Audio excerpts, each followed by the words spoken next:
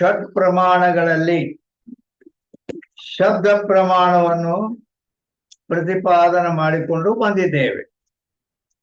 ಶಬ್ದ ಪ್ರಮಾಣ ಅದು ಹೋದ ವಾರ ಸಮಾಪ್ತಿಯಾಗಿದೆ. ಇನ್ನು ಈಗ ಅಥ ಷಷ್ಠ ರತ್ನ ಪ್ರಾರಂಭ. ಈಗ 6ನೇ ರತ್ನವು ಪ್ರಾರಂಭವಾಗುತ್ತದೆ. ಅಲ್ಲಿ ಏನನ್ನು ಹೇಳುತ್ತಾರೆ ಅಂತ ಕೇಳಿದರೆ ಅರ್ಥಾಪತ್ತಿ ಪ್ರಮಾಣ ನಿರೂಪಣ. ಈಗ ಇವತ್ತು ಶಬ್ದ ಪ್ರಮಾಣ ಮುಗಿದು ಈಗೇನು ಆಗುತ್ತದೆ, ಈಗ ಅರ್ಥಾಪತ್ತಿ ಪ್ರಮಾಣವು ಪ್ರಾರಂಭವಾಗುತ್ತದೆ. ಅಂದ್ರೆ 5ನೇ ಪ್ರಮಾಣವು ಅರ್ಥಾಪತ್ತಿ ಪ್ರಮಾಣ.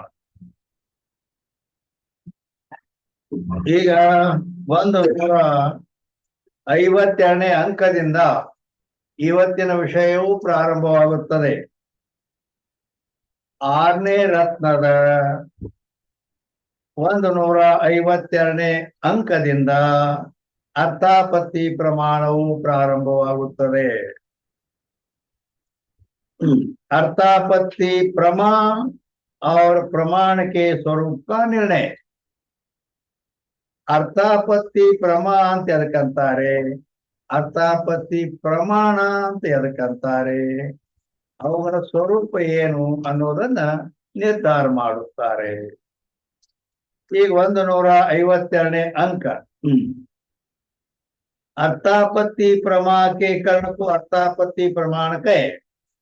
ಅರ್ಥಾಪತ್ತಿ ಪ್ರಮಾ ಜ್ಞಾನಕ್ಕೆ ಯಾವುದು ಕಾರಣವಾಗಿರುವುದು ಅದಕ್ಕೆ ಅರ್ಥಾಪತ್ತಿ ಪ್ರಮಾಣ ಅನ್ನುತ್ತಾರೆ.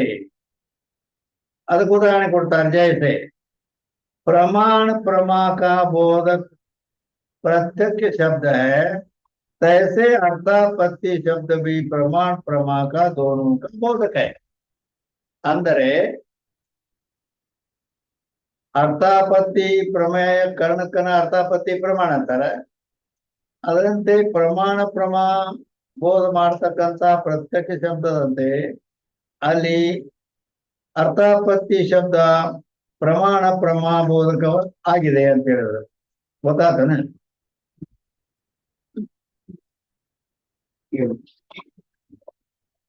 ಪ್ರತ್ಯಕ್ಷ ಪ್ರಮಾಣ ಹೇಳುವಲ್ಲಿ ಪ್ರತ್ಯಕ್ಷ ಪ್ರಮಾಣ ಹೇಳುವಲ್ಲಿ ಪ್ರತ್ಯಕ್ಷ ಪ್ರಮಾಣಕ ಮತ್ತು ಪ್ರಮಾಕ ಪ್ರತ್ಯಕ್ಷ ಅರ್ಥ ಶಬ್ದದ್ರೆ ಅದರಂತೆ ಇಲ್ಲಿಯೂ ಕೂಡ ಪ್ರಮಾಣಕ ಅರ್ಥಾಪತ್ತಿ ಅರ್ಥ ಹೆಸರು. ಕರೆಕ್ಟ್. ಅದು ಗೊತ್ತಾಗಿಲ್ಲ ನಿಮ್ಗೆ ಅಂತ ನಾ ಕೇಳ್ಬೇಕಾಗ್ತದೆ. ಅಂದ್ರ ಹೇಗ ಲೌಕಿಕರಲ್ಲಿ ಕೆಲವೊಬ್ಬರು ಭೀಮಪ್ಪ, ಗಂಡನ ಹೆಸರೇನು ಭೀಮಪ್ಪ, ಹೆಂಡತಿ ಹೆಸರು ಭೀಮವ್ವ, ಒಂದೇ ಹೆಸರು ಇಬ್ಬರಿಗೆ ಇರ್ತದ ಕೆಲವು ಕಡೆ. ಆ ರೀತಿಯಲ್ಲಿ ಪ್ರಮಾಣ ಉಳಿದ ಪ್ರಮಾಣಗಳೇನದಾವ? ಅನುಮಾನ ಪ್ರಮಾಣ, ಅನುಮಿತಿ ಪ್ರಮಾಣ, ಶಬ್ದ ಪ್ರಮಾಣ, ಶಾಬ್ದಿ ಪ್ರಮಾಣ, ಉಪಮಾನ ಪ್ರಮಾಣ, ಉಪಮಿತಿ ಪ್ರಮಾಣ, ಅರ್ಥಾಪತ್ತಿ ಅಂದ್ರ ಅನುಪಲಬ್ಧಿ ಪ್ರಮಾಣ, ಪ್ರಮಾಣ. ಇವು ಬ್ಯಾರೆ ಬ್ಯಾರೆ ಬರ್ತಾವ. ಇವು 4. ಇನ್ನು 2 ಏನದಾವಲ್ಲ, ಪ್ರತ್ಯಕ್ಷ ಪ್ರಮಾಣ ಮತ್ತು ಅರ್ಥಾಪತ್ತಿ ಪ್ರಮಾಣ. ಇವು 2 ಗಂಡನ ಹೆಸರು ಅದ, ಹೆಂಡತಿ ಹೆಸರು ಆದಾಗ ಅಂತ ಪ್ರಮಾಣನು ಹೆಸರು ಅದೇ, ಪ್ರಮಾದ ಹೆಸರು ಅದೇ. ಅರ್ಥಾತ್ ಪ್ರತ್ಯಕ್ಷ ಪ್ರಮಾಣ, ಪ್ರತ್ಯಕ್ಷದ ಹೆಸರು ಅದಕ್ಕೆ ಪ್ರಮಾಣ. ಪ್ರತ್ಯಕ್ಷ ಪ್ರಮಾಣ, ಪ್ರತ್ಯಕ್ಷ ಅನ್ನೋದು ಪ್ರಮಾಣವೂ ಐತಿ, ಪ್ರಮಾಣವೂ ಐತಿ. ಅದೇ ರೀತಿ ಇಲ್ಲಿ ಅರ್ಥಾಪತ್ತಿ ಪ್ರಮಾಣದಲ್ಲಿಯೂ ಕೂಡ ಅರ್ಥಾಪತ್ತಿ ಪ್ರಮಾಣ, ಅರ್ಥಾಪತ್ತಿ ಪ್ರಮಾಣ ಭೇದ ಏನೂ ಇಲ್ಲ. ಈ 2ರಲ್ಲಿ ಉಳಿದು ಲಕ್ಷಣ ಅದಕ್ಕೆ ನಿಮ್ಗೆ ಕೇಳ್ತಾ ಇಲ್ಲೋ ಕೇಳಿ. 153ನೇ ಅಂಕ उपपादक कल्पना का हेतु उपपाद्य ज्ञान को अर्थापत्ति प्रमाण है. ಉಪಪಾದಕ ಕಲ್ಪನೆಗೆ ಕಾರಣವಾದಂತ ಉಪಪಾದ್ಯ ಜ್ಞಾನಕ್ಕನ ಅರ್ಥಾಪತ್ತಿ ಪ್ರಮಾಣವೆನ್ನುತ್ತಾರೆ. ಉಪಪಾದಕ ಜ್ಞಾನಕ್ಕೂ ಅರ್ಥಾಪತ್ತಿ ಪ್ರಮಾಣ ಕಹೆ. ಉಪಪಾದಕ ಜ್ಞಾನಕ್ಕನೇ ಅರ್ಥಾಪತ್ತಿ ಪ್ರಮಾಣ ಅನ್ನುತ್ತಾರೆ. ಉಪಪಾದ ಉಪಪಾದಕ ಸಂಪಾದಕ ಪರ್ಯಾಯಕರ್ತರು. ಅರ್ಥಾತ್ ಉಪಪಾದಕಂದ್ರು ಒಂದೇ, ಸಂಪಾದಕಂದ್ರು ಒಂದೇ. ಪರ್ಯಾಯ ಪರ್ಯಾಯದ ಲಕ್ಷಣ ಏನು ಅಂತ ಕೇಳಿದ್ರೆ, ಅನೇಕ ಶಬ್ದ ಏಕಾರ್ಥವಾಚಕ ಪರ್ಯಾಯ. ಶಬ್ದಗಳು ಅನೇಕ ಆಗ್ತಾವೆ. ಉಪಪಾದಕ ಸಂಪಾದಕ, ಉಪಪಾದ್ಯ ಸಂಪಾದ್ಯ, ಹಿಂಗ ಬೇರೆ ಬೇರೆ ಆದ್ರೂ ಕೂಡ ಅಲ್ಲಿ ಅರ್ಥ ಒಂದೇ. ಅಂದ್ರ ಉಪಪಾದಕ ಜ್ಞಾನಕ್ಕನ ಅರ್ಥಾಪತ್ತಿ ಪ್ರಮಾಣ ಬೇಕು. ಉಪಪಾದಕ ಸಂಪಾದಕ ಅರ್ಥ, ಉಪಪಾದ್ಯ ಸಂಪಾದ್ಯ ಪರ್ಯಾಯ ಇದಾವ.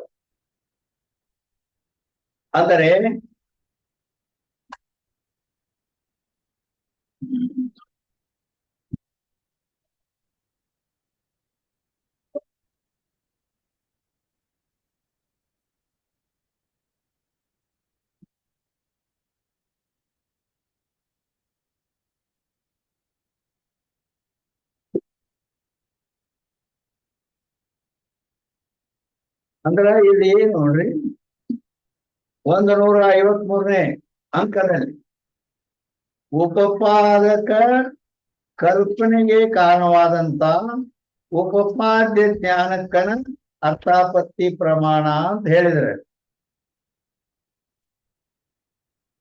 ಉಪಪಾದಕ ಜ್ಞಾನಕ್ಕನ ಅರ್ಥಾಪತ್ತಿ ಪ್ರಮಾಣ ಅಂತ ಹೇಳಿದರು. ಅಂದ್ರ ಇಲ್ಲಿ ಪ್ರಮಾಣ ಯಾವುದು, ಪ್ರಮ ಯಾವುದು ಅದನ್ನ ಕಂಡು ಹಿಡಿಯೋದು ಸ್ವಲ್ಪ ಕಷ್ಟ ಐತಿ. ಅದು ಪ್ರಮ ಯಾವುದು, ಪ್ರಮಾಣ ಯಾವುದು ಅಂದ್ರೆ ಇಲ್ಲಿ ಒಂದು ಒಂದು ನೆಟ್ ಅಂದರೆ ಇಲ್ಲಿ ಪ್ರಮಾಣ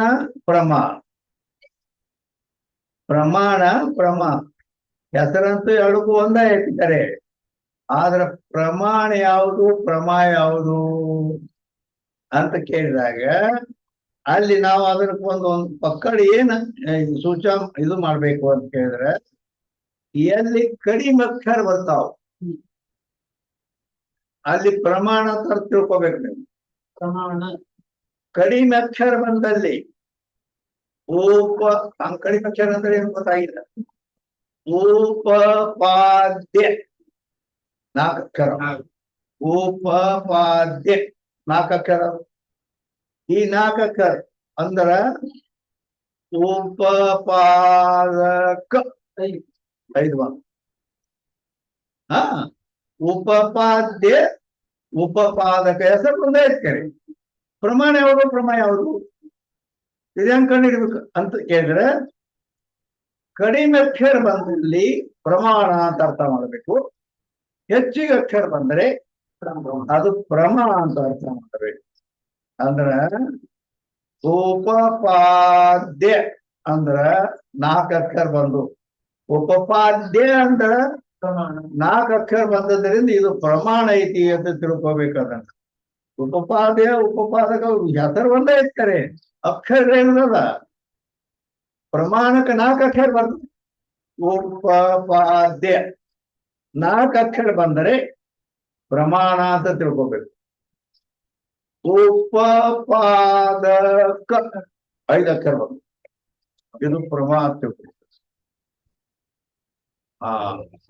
ಇಲ್ಲಂದ್ರ ಯಾರು ಒಂದ ಅಂದಂಗ. ಅಂದ್ರೆ ಪ್ರಮಾಣ ಯಾವುದು, ಪ್ರಮ ಯಾವುದು ಗೊತ್ತಾಗುದಿಲ್ಲ. ಅದಕ್ಕ ಇದು ಒಂದು ತಿಳುವಳಿಕೆ. ಕಡಿಮೆ ಅಕ್ಷರ ಬಂದಿದ್ದು ಉಪಪಾದ್ಯ ಅಂತ ಬಂತಂದ್ರ ಪ್ರಮಾಣ ಅಂತ ತಿಳ್ಕೊಬೇಕು. ಉಪಪಾದಕ 5 ಅಕ್ಷರ ಬಂದು ಅಂದ್ರ ಪ್ರಮಾಣ ಅಂತ ತಿಳ್ಕೊಬೇಕು.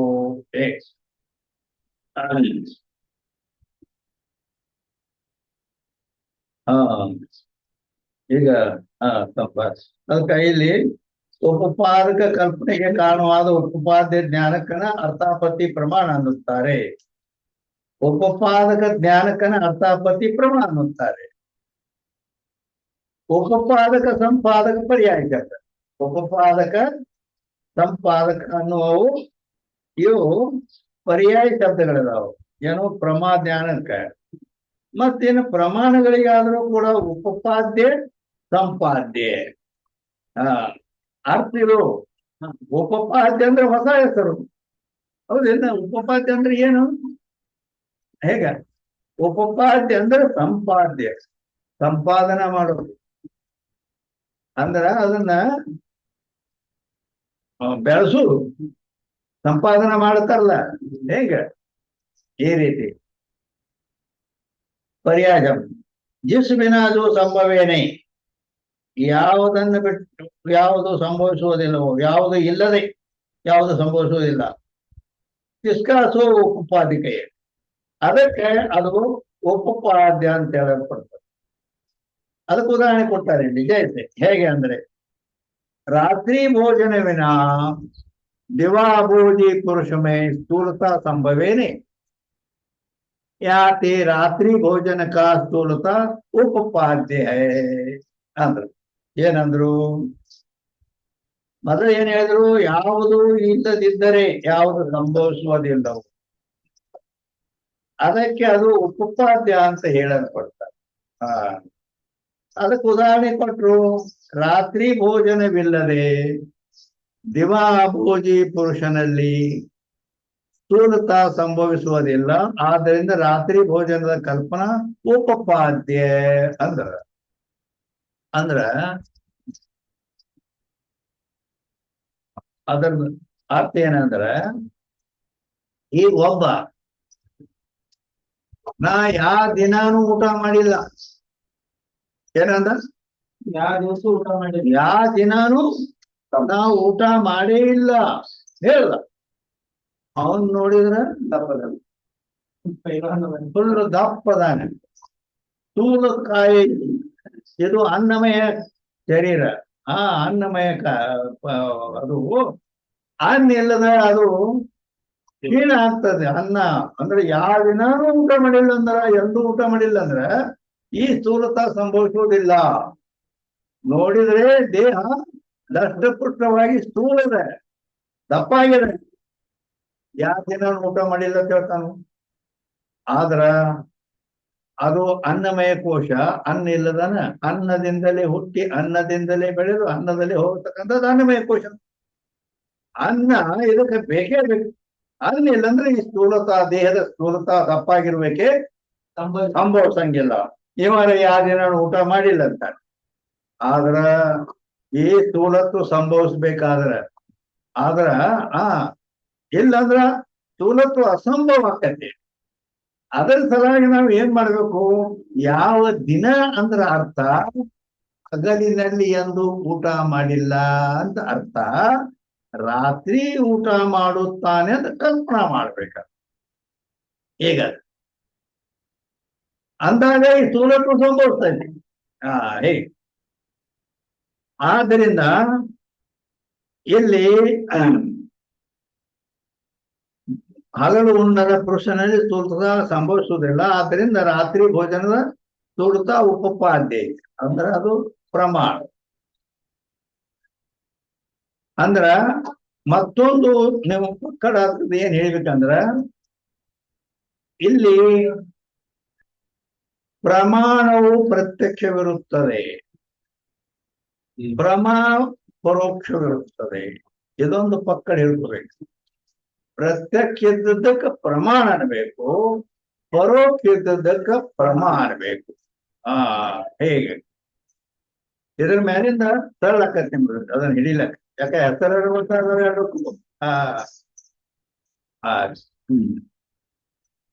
जिसके अभाव से जाका अभाव होवे सो ताका उपपादक कहिए.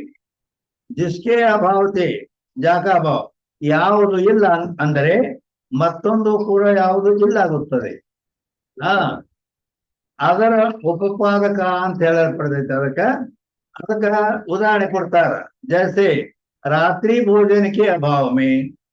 ಈಗ ಯಾವ ದಿನಾನು ಊಟ ಮಾಡಂಗಿಲ್ಲ ಅಂದವ, ದೇಹದ ಸ್ಥೂಲ ಐತಿ, ತಪ್ಪಾಗೈತಿ, ಮತ್ ಯಾವ ದಿನಾನು ಊಟ ಮಾಡಿಲ್ಲ ಅಂತ ನಾವ ಅಂದ ಮೇಲೆ ಆ ಅಂದ್ರ ಹಗಲಿನ ಯಾಕ ಸ್ಥೂಲತ್ವ ಸಂಭವಿಸಬೇಕಾದ್ರೆ ಅಸಂಭವಕತೆ ಅವ ಎಂಟು ಹಗಲು ರಾತ್ರಿ ಯಾವಾಗೂ ಊಟ ಮಾಡೇ ಇಲ್ಲ ಅಂದ್ರ ಈ ದೇಹ ದಪ್ಪಾಗಿರುವುದು ಸಂಭವಿಸಂಗೇ ಇಲ್ಲ, ಅಸಂಭವ ಆಗ್ತದ. ಆದ್ರಿಂದ ಏನ್ ಮಾಡ್ಬೇಕು ನಾವು, ಯಾವ ದಿನಾನು ಊಟ ಮಾಡಿಲ್ಲ ಅಂತ ಅನ್ನಂದ್ರ ಇವ್ ರಾತ್ರಿ ಭೋಜನ ಮಾಡುತ್ತಾರೆ ಅಂತ ಅರ್ಥ.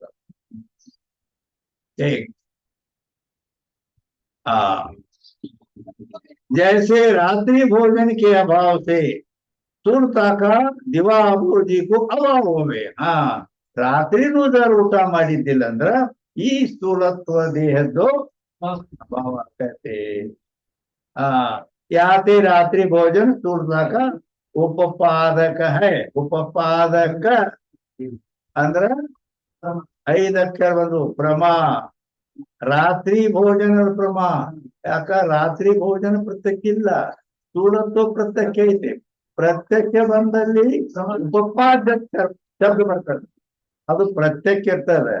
ಉಪಪಾದಕ 5 ಅಕ್ಷರ ಹೆಚ್ಚಿಗೆ ಬಂದಾಗ ಅದು ಪ್ರಮಾ ಇರ್ತದೆ. ಅದು ರಾತ್ರಿ ಪ್ರತ್ಯಕ್ಷ ಇಲ್ಲ, ಅದು ರಾತ್ರಿ ಊಟ ಮಾಡ್ತಾನಂತ ಕಲ್ಪನಾ ಐತದ, ಅದ ಪರೋಕ್ಷ ಐತಿ ಅದು. इस रीति से उपपाद्य की अनुपपत्ति से ಈ ರೀತಿಯಾಗಿ ಉಪಪಾದ್ಯ ಉಪಪಾದ್ಯದ ಅನುಪಪತ್ತಿ ಅಂದ್ರೆ ಅಸಂಭವ ಜ್ಞಾನದಿಂದ ಉಪಪಾದಕಿ ಕಲ್ಪನಾ ಅಂದ್ರೆ ಈ ಸ್ಥೂಲತ್ವ ಇರೋದು ಸಂಭವಿಸೋದಿಲ್ಲ. ಆದ್ದರಿಂದ ನಾವು ಏನ್ ಮಾಡ್ಬೇಕು, ಆ ಉಪಪಾದಕಿ ಕಲ್ಪನಾ. ಉಪಪಾದಕ ಏನು, ರಾತ್ರಿ ಊಟ ಮಾಡ್ತಾನೆ ಅನ್ನೋದು. ಅದ್ರ ಕಲ್ಪನಾ ಅರ್ಥಾಪತ್ತಿ ಪ್ರಮಾ ಅಂತ ಹೇಳಲ್ಪಡುತ್ತದೆ. ಅಲ್ಲಿ ಉಪಪಾದಕ ಅಂತ ಬಂದರು, ಅದು ಪ್ರಮ. ಉಪಪಾದಕ ಕಲ್ಪನಾ का हेतु ಉಪಪಾದಕಿ ಅನುಪಪತ್ತಿಕ ಜ್ಞಾನ. ಉಪಪಾದಕ ಕಲ್ಪನೆಗೆ ಕಾರಣವಾದ ಉಪಪಾದ್ಯದ ಅಸಂಭವ ಜ್ಞಾನವೇ ಇಲ್ಲಿ ಅರ್ಥಾಪತ್ತಿ ಪ್ರಮಾಣ. ಪ್ರಮಾಣ ಐತಿಲ್ಲ, ಅರ್ಥಾಪತ್ತಿ ನಮ್ಮಲ್ಲಿ ಪ್ರಮಾಣ ಬರೆದಿದ್ರು, ಅದು ತಪ್ಪು ಅಂತ ಹೇಳಿ ನಾವು ತಿದ್ದುಕೊಂಡೇವಿ.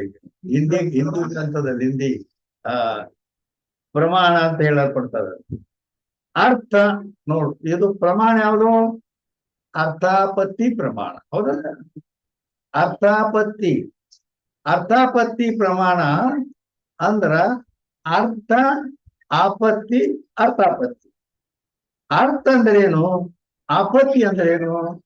ಅರ್ಥಾಪತ್ತಿ ಒಳಗ 2 ಪದ ಚೇಂಜ್ ಮಾಡಿದ್ರೆ ಅರ್ಥ ಆಪತ್ತಿ ಅರ್ಥಾಪತ್ತಿ. ಅರ್ಥ ಅಂದ್ರ ವಸ್ತು, ವಸ್ತು ಅಂದ್ರ ಅನ್ನ. ವಸ್ತು ಅಂದ್ರೆ ಯಾವ ವಸ್ತು ಅಂತ ಮತ್ತೊಂದು ಏನೋ ತಿಳ್ಕೊಳಬಾರ್ದು. ವಸ್ತು ಅಂದ್ರೆ ಇಲ್ಲೇನು, ಅನ್ನ. ಆಪತ್ತಿ ಅಂದ್ರ ಅದರ ಕಲ್ಪನಾ. ಅನ್ನದ ಕಲ್ಪನಾ ಮಾಡ್ಬೇಕಂತ ಈ ತಿಂಗಳು ಸಂಭವಿಸ್ಬೇಕಾದ್ರೆ ಆದ್ದರಿಂದ ಅರ್ಥಕೈಯೇ ಉಪಪಾದಕ ವಸ್ತು. ಆ ಉಪಪಾದಕ ವಸ್ತು ಅಂದ್ರ ಅಲ್ಲಿ ಆ ಸಂಪಾದನೆ ಮಾಡ್ತಕ್ಕಂಥ ಪೂರ್ವಸ್ತು ಸಂಪಾದನೆ ಮಾಡ್ತಕ್ಕಂಥ ವಸ್ತು ಅನ್ನ. ತಾಕಿ ಆಪತ್ತಿಕೆಯೇ ಕಲ್ಪನಾ. ಆ ಅನ್ನದ ಕಲ್ಪನಾ ಮಾಡ್ಬೇಕು. ಏನದ್ ಕಲ್ಪನಾ ಮಾಡ್ಬೇಕು, ರಾತ್ರಿ ಊಟ ಮಾಡ್ತಾನೋ ಕಲ್ಪನಾ ಮಾಡ್ಬೇಕು. ಯಾ ಅರ್ಥ ಸೇ ಅರ್ಥಾಪತ್ತಿ ಶಬ್ದ ಪ್ರಮಾಕ ಬೋಧಕ್ಕೆ. ಆದ್ದರಿಂದ ಅರ್ಥಾಪತ್ತಿ ಶಬ್ದವು ಪ್ರಮಾಜ್ಞಾನಕ್ಕೆ ಪ್ರಮಾಜ್ಞಾನವನ್ನು ತಿಳಿಸ್ತಕ್ಕಂಥದ್ದಾಗಿದೆ. ಅರ್ಥ ಕಿ ಕಲ್ಪನಾ ಜಿಸ್ತೆ ಹೋವೆ. ಅರ್ಥ ಅಂದ್ರೆ ಆ ವಸ್ತುವಿನ ಕಲ್ಪನಾ ಯಾವುದರಿಂದ ಆಗುವುದು, ಸೊ ಉಪಾದ್ಯಕಿ ಅನುಪಪತ್ತಿ ಕಾ ಜ್ಞಾನರು ಪ್ರಮಾಣ. ಅಂದ್ರ ಆ ಅನ್ನ ರಾತ್ರಿನೂ ಭೋಜನ ಮಾಡ್ತಾನಂತೇಳಿ ಕಲ್ಪನಾ ಮಾಡಿಲ್ಲ ಅಂದ್ರ ಅದ ಸ್ಥೂಲತ್ವ ಅಸಂಭವ ಜ್ಞಾನ ಆಗ್ತದೆ. ಆದ್ದರಿಂದ ಅನುಪಪತ್ತಿ ಅಂದ್ರೇನು, ಅಸಂಭವ ಜ್ಞಾನವಾಗುವುದರಿಂದ ಅದರ ಜ್ಞಾನ ರೂಪ ಪ್ರಮಾಣ ಅರ್ಥಾಪತ್ತಿ ಶಬ್ದಗ. ಅದಕ್ಕ ಅಲ್ಲಿ ಅರ್ಥಾಪತ್ತಿ ಶಬ್ದದ ಅರ್ಥ ಅದು ಅರ್ಥಾಪತ್ತಿ ಅಂದ್ರೆ ಪ್ರಮಾಣ. ಈಗ ಅರ್ಥಾಪತ್ತಿ ಪ್ರಮಾಕ್ಕೆ ಭೇದ. ಅರ್ಥಾಪತ್ತಿ ಪ್ರಮಾ ಅನ್ನೋದೇನದಲ್ಲ, ಅದರ ಭೇದ ಅಂದ್ರೆ ಅದು ಎಷ್ಟು ಪ್ರಕಾರವಾಗಿದೆ ಅನ್ನೋದು ಹೇಳ್ತಾರೆ. 154ನೇ अंक स्व अर्थापत्ति दुष्ट अर्थापत्ति और श्रुतार्थापत्ति भेद के 2 प्रकार के. ಆ ಅರ್ಥಾಪತ್ತಿ ಅನ್ನೋದೇನೈತಲ್ಲ ಅದು ದೃಷ್ಟಾರ್ಥಾಪತ್ತಿ ಶ್ರುತಾರ್ಥಾಪತ್ತಿ ಅಂತ 2 ಪ್ರಕಾರವಾಗಿದೆ. जहां दुष्ट उपपाद्य की अनुपपत्ति के ज्ञान से ಉಪಪಾದಕ ಕಲ್ಪನಾ ಹೋವೆ ತಾ ದುಷ್ಟಾರ್ಥಾಪತ್ತಿ ಕೈಯೇ. ಎಲ್ಲಿ ದುಷ್ಟ ಉಪಪಾದ್ಯದ ಅನುಪಪತ್ತಿ ಜ್ಞಾನದಿಂದ, ಅಲ್ಲಿ ದುಷ್ಟ ಅಂದ್ರ ನೋಡಿ ಏನ್ ನೋಡ್ಯಾನ, ಶರೀರ ದಪ್ಪಾಗಿರೋದನ್ನ ನೋಡ್ಯಾನ. ಮತ್ತೆ ಯಾವಾಗ ಊಟ ಮಾಡಂಗಿಲ್ಲ ಅಂದ್ರ ಅದ ಅಸಂಭವ ಸ್ಥೂಲತ್ವ. ಆ ಅಸಂಭವ ಜ್ಞಾನದಿಂದ ಅವಾಗ ಉಪಪಾದಕದ ಕಲ್ಪನಾ. ಉಪಪಾದಕ ಅಂದ್ರ ಪ್ರಮಾಣ ಅಂದ್ರೆ ರಾತ್ರಿ ಭೋಜನದ ಕಲ್ಪನಾ. ಅದಕ್ಕೆ ಕಾರಣ ಅದು ದುಷ್ಟಾರ್ಥಾಪತ್ತಿ ಅಂತಾರೆ. ಇವ ಹೇಳ್ತಾನು ಯಾವ ದಿನಾನು ನಾವು ಊಟ ಮಾಡಿಲ್ಲ ಅಂತ ಹೇಳ್ತಾನೆ. ಆದರೆ ದೇಹ ಸ್ಥೂಲ ದಪ್ಪಾಗಿದೆ. ಆ ದಪ್ಪಾಗಿರುವುದು ಸಂಭವಿಸಬೇಕಾದ್ರೆ ಇವ ದಿನಾನು ಊಟ ಮಾಡಂಗಿಲ್ಲ ಅಂದ್ರ ರಾತ್ರಿ ಊಟ ಮಾಡ್ತಾನೆ ಅಂತ ಕಲ್ಪನೆ ಮಾಡು. ಸ್ಥೂಲತ್ವ ದುಷ್ಟ ಐತೆ ಸಣ್ಣ, ಆ ಸ್ಥೂಲತ್ವ ಸಂಭವಿಸ್ಬೇಕಾದ್ರೆ ರಾತ್ರಿ ಊಟ ಮಾಡ್ತಾನೆ ಅಂತ ಕಲ್ಪನಾ ಮಾಡು. ಅದಕ್ಕೆ ಈ ರೀತಿ ನಾನು ಉದಾಹರಣೆ ಕೊಡ್ತಿದ್ರಿ. ನೀವು ಓಂ ಶಾಂತ ನಾವು ಊಟ ಮಾಡ್ತಿದ್ದಿಲ್ರಿ, ನೀವು ಊಟ ಮಾಡಂಗಿಲ್ಲ. ಓಂ ಶಾಂತ ಊಟ ಮಾಡಂಗಿಲ್ಲ. ಮತ್ ಹಿಂಗಲ್ಲ ಇವ್ರು ಅದೇ ಅದೇ ಅದೇನ್ ಹೇಳ್ತಾರೆ. ಆದ್ದರಿಂದ ಜಗತ್ತಲ್ಲಿ ಇರ್ತಾವ ಅಂತೂ ಇಲ್ಲಿ ಏನೈತಲ್ಲ ಅದಕ್ಕ ಈ ಪ್ರಮಾಣಗಳು ಅದಕ್ಕ ಎಲ್ಲಿ ಅದು ಸಂಭವಿಸಂಗಿಲ್ಲ ಅಲ್ಲಿ ಅದ ಪ್ರಮಾಣಗಳು ಲೆಕ್ಕಿದ್ರೆ ಅದರ ಅರ್ಥ ಆಗ್ಬಿಡ್ತೈತಿ. ಅರ್ಥ ಆಗತ್ತೆ. ಈಗ ಇಲ್ಲೇ ನಾವು ನಮ್ಮಲ್ಲೇ ನಾವು ಯಾವಾಗ್ಲೂ ಬರ್ತಿರ್ತಾರೆ. ಬೀಳಿಗೆಯಲ್ಲಿ ಮಲ್ಲಪ್ಪ ಅಂತ ಎಂಬಡಿ ಮಲ್ಲಪ್ಪ, ಅವ ಯಾವ ದಿನಾನು ಊಟ ಮಾಡಿಲ್ಲ. ನೀವು ಹೊತ್ತು ಮುಳುಗೋತಾನ ತಿನ್ನಂಗೆ ಇಲ್ಲ. ನಾಷ್ಟಾನು ಇಲ್ಲ, ಊಟನು ಇಲ್ಲ, ಏನು ಇಲ್ಲ. ಇಲ್ಲಿ ನಮ್ಮಲ್ಲಿ ಬಂದ್ರು ಏನು ತಿನ್ನಂಗೆ ಇಲ್ಲ. ಅವನ್ ನೋಡಿದ್ರ ಆದ್ರೆ ಸುಳ್ಳು ಹೇಳಂಗಿಲ್ಲ. ಅವ ಹಗಲ ತುಣೋದಿಲ್ಲ, ಆದ್ರೆ ರಾತ್ರಿ ಉಣ್ತೇನೆ. ರಾತ್ರಿ ಅಂದ್ರ 2 ಮುಂಜಾನೆ ಸಂಜೆದು 2 ಕೂಡ ಜಡ್ದು ಬಿಡೋದು ಅದನ್ನ. ಹೀಗ ಅದಕ್ಕಾಗಿ ಅವ ಹಿಂಗ ಏನಾರ ಎಂದು ಯಾವ ದಿನಾನು ಉಣಗಿಲ್ಲ, ಹಿಂಗಾನಾಗಿಲ್ಲ. ಹಗಲ ತುಣೋದಿಲ್ಲ, ನಾವು ರಾತ್ರಿ ಒಂದ ಟೈಮ್ ಊಟ ಮಾಡ್ತೇವೆ. ಅದೀಗ ಅದು ಪ್ರಾಮಾಣಿಕ. ಆದ್ರೆ ಇಲ್ಲಿ ಅದು ಸ್ಥೂಲತ್ವ ಮತ್ತೆ ಇದು ಒಟ್ಟ ಎಂದು ರಾತ್ರಿನೂ ಊಟ ಮಾಡಂಗಿಲ್ಲ ಅಂದ್ರ ಮತ್ತ ಅಲ್ಲಿ ಇಲ್ಲಿ ಹೇಳೋದು ಮತ್ತೆ ಆ ರೀತಿ ಐತಿ. ಯಾವ ದಿನಾನು ಊಟ ಮಾಡಂಗಿಲ್ಲ. ಬಾಂಬೆದಾಗೂ ಇಂಥದ್ದೊಂದು ಆಯ್ತು. ಬಾಂಬೆದಾಗ ಒಬ್ಬ ಹೆಣ್ಮಗ ಬಂದಿದ್ರೆ ಈ ಬಿಜಾಪುರ ಜಿಲ್ಲಾದಾಗ. ಆಕಿ ನಾ ಯಾವ ದಿನಾನು ಊಟ ಮಾಡಂಗಿಲ್ಲ ಅದು. ಆಕಿ ದೇಹ ನೋಡಿದ್ರೆ ತಪ್ಪಾಗೈತಿ. ನಮ್ಗೆ ಅರ್ಥಾಪತ್ತಿ ಪ್ರಮಾಣ ಗೊತ್ತೈತಿ. ಅನ್ನ ಇಲ್ಲದನ ಇರೋದು ಸಾಧ್ಯ ಇಲ್ಲ. ಅನನ ಅಲ್ಲಿ ಎಲ್ಲರಿಗೆ ಆಶ್ಚರ್ಯ ಆಯ್ತು. ಎಷ್ಟು ದಪ್ಪ ಆಗ್ಯದಾರ ಮತ್ತೆ ಈಗ ಒಣಗಿಲ್ಲ ಅಂತಾರ. ಹೆಂಗ್ ಮಾಡ್ರಿ ಅಂತೇಳಿ ಅನೇನ ಅವರು ಇದನ್ನ ನೋಡಬೇಕಂತ ಕೆಲವರು ಇದು ಮಾಡಿದ್ರು. ಮಾಡಿ ಅಲ್ಲಿ ಬಾಂಬೆ ಅಲ್ಲಿ ನಾವು ಒಂದು 4-5 ದಿನ ಇಲ್ಲಿ 5 ದಿನ ಒಂದ್ ದೇವಿ ಗುಡಿಯಾಗ ಕುಂದ್ರಿಸಿ ಪ್ರತ್ಯಕ್ಷ ನೋಡ್ತೀವ ನೋಡ್ತೀವಿ ಅಂತ ನಾನು ಯಾಕೆ ಅವಳ್ದು ಅಂದ್ರಾಕಿ ಅಂದ ಕೂಡಲೇ ಅಲ್ಲಿಂದ ಮುಂದೆ ಆದ್ರ ಹಾಕಿ ಒಂದು ಇದು ಹಾಕಿದ ನನ್ನ ಸೇವಾಕ್ ಒಬ್ಬನ ಇಡಬೇಕು. ನಾನು ಮುಂಜಾನೆ ಒಮ್ಮೆ ಸಾಯಂಕಾಲ ಒಮ್ಮೆ 2 ಸಲ ಜಳಕ ಮಾಡ್ತೀನಿ. ಸ್ನಾನ ತೆರಿಗಿಲೇ ಇಲ್ಲ, ಕೊಡೋದಲೇ ಮಾಡ್ತೀನಿ ಅಂತ ಹೇಳಿದ್ರಾಕಿ. ಆಯ್ತು ಅಂದ್ರಿ. ಆಯ್ತು ಅಂತೇಳಿ ಅಲ್ಲಿ ನಮ್ಮ ಮಠದಾಗ ಸೇವಾ ಮಾಡಕ್ ಯಂಕಪ್ಪ ಅಂತೇಳಿ ಒಬ್ಬ ಹಾಲು ಮತದ ಸೇವಾಕಿದ್ದ ನಮ್ಮಲ್ಲಿ ಕಾಯಂ ಎಷ್ಟೋ ವರ್ಷ. ಅಲ್ಲಿಂದ ಮತ್ತ ಅವನ್ನ ಇಡೋನು ಎಲ್ಲ ಅಂತೇಳಿ ಎಲ್ಲಾರ ಆಯ್ತು ಅಂತೇಳಿ ಅವನು ಹಾಕಿ ಸೇವಾಕಿ ಇಟ್ಟು ಕೂಡಲೇನ ಒಂದು ದಿನ ಆಯ್ತು ಮಾರಿ ಸಪ್ಪಗಾಗ್ಲಕತ್ತು. ಅಲ್ಲಿಂದ 2ನೇ ದಿನ ಮತ್ತೆ ಜರ ಸ್ಟೇಜ್ ಆಯ್ತು. ಆಮೇಲೆ ಹಿಂಗ ಮಾಡಿ 5 ದಿನ ತೆಗೆದಕ್ಕೆ 5 ದಿನ ತೆಗೆದ್ರು. ಅಂದ್ರೆ ಆಕಿ ಹೇಳಿದ್ದೇನಂದ್ರ ಅನ್ನ ನೀರ ಇಲ್ಲ, ಬರೀ ಅನ್ನ ಅಲ್ಲ, ಅನ್ನನೂ ಇಲ್ಲ ನೀರು ಇಲ್ಲ ಅಂತ ಹೇಳಿದ್ರಕ್ಕೆ. ಅಲ್ಲಿಂದ ಆಶ್ಚರ್ಯ ಆಯ್ತು ಎಲ್ಲರಿಗೂ. ಅಲ್ಲಿಂದ ಹಿಂದಿಗಡೆ ಮುಂದ 5 ದಿನ ಆತು. 5 ದಿನ ಆದ್ರೆ ರೊಕ್ಕ ಕೂಡಬೇಕಾದ್ರ ಲೆಕ್ಕ ತಪ್ಪು ಕೊಡು. ಅನ್ನ ನೀರ ಅಂತ ನೀರು ಇಲ್ಲದ 5 ದಿನ ಹಂಗ ಅಂದ ಕೂಡ್ಲೇನ ಕಂಡಾಬಿಟ್ಟು ರೊಕ್ಕ ಕೂಡುದು. ರೊಕ್ಕ ಮಾತಿ ಹಂಗ ಅಂತೇಳಿ ಮಾತಾಡ್ತೀನಿ. ಅಲ್ಲಿ ಬಸರ್ ಕೂಡ ಏನೋ ಐತಿ ಬಿಜಾಪುರ ಜಿಲ್ಲಾದಾಗ. ಆ ಊರಕ್ಕೆ ಆಕಿನ ಊರಿಗೆ ರೊಕ್ಕ ಹಾಕಿನ ಊರಿಗೆ ತಂದು ಹಚ್ಚಿದ್ರು. ಆಮೇಲೆ ನಾನೇನ್ ಕೇಳ್ದೆ, ನಮ್ಮ ಸೇವಕರ ನಮ್ಮ ಶಿಷ್ಯ ಯಂಕಪ್ಪ, ಇದು ನಮ್ಮ ಪ್ರಮಾಣದ ಹೇಳ್ತತಿ ಹಿಂಗ ಅಂತಾಪತಿ ಪ್ರಮಾಣ ಆಕೈತಿ ಅಂತ ಹೇಳ್ತತಿ. ಮತ್ತೆ ಇದು ಹೆಂಗ ಸಂಭವ? ಇದು ನನ್ನ ಮನಸ್ಸರ ಒಪ್ಪುವುದು. ನೀ ನಮ್ಮ ಮನುಷ್ಯ ಅದಿ, ಕರೆ ಇದಕ್ಕಿದ್ದಂಗೆ ಏನ್ ಹೇಳ್ತಿ ಹೇಳ ಯಪ್ಪ, ನಿಮ್ಮದು ನಾಯಕ ಕೊಡಿ ಹೇಳಿ. ಅಲ್ಲಿ ನಾನು ಸೇವಾ ಕಿಟ್ಟ ಮೇಲೆ ಹಾಕಿ ನನಗೊಂದು ಮಾತು ಹೇಳಿದೆ, ನಿನಗೆ ಎಷ್ಟು ರೊಕ್ಕ ಬೇಕು ಅಷ್ಟು ರೊಕ್ಕ ಕೊಡ್ತೇನೆ. ನನ್ನ ಮಾತು ಒಂದು ಗೊತ್ತಿಡ್ಬೇಕು. ಏನು ಗೊತ್ತಿಡ್ಬೇಕು ಅಂದ್ರ ನಾನು ನನ್ನ ಕೊಡದಲೇ ನೀರು ಸುಡಬೇಕ. ಕೊಡದಲೇ ದಬ್ ದಬ್ ದಬ್ ದಬ್ ದಬ್ ದಬ್ ದಬ್ ನೀರು ಸುರಬೇಕು. ಅದನ್ನ ಕಟ್ ಮಾಡಬಾರ್ದು, ಹಂಗ ಸುರುತ್ತಾನೆ ಇರ್ಬೇಕು ಖಾಲಿ ಆಗೋ ತರ. ಅಂತ ಅದನ್ನ ಹೇಳಿದರು.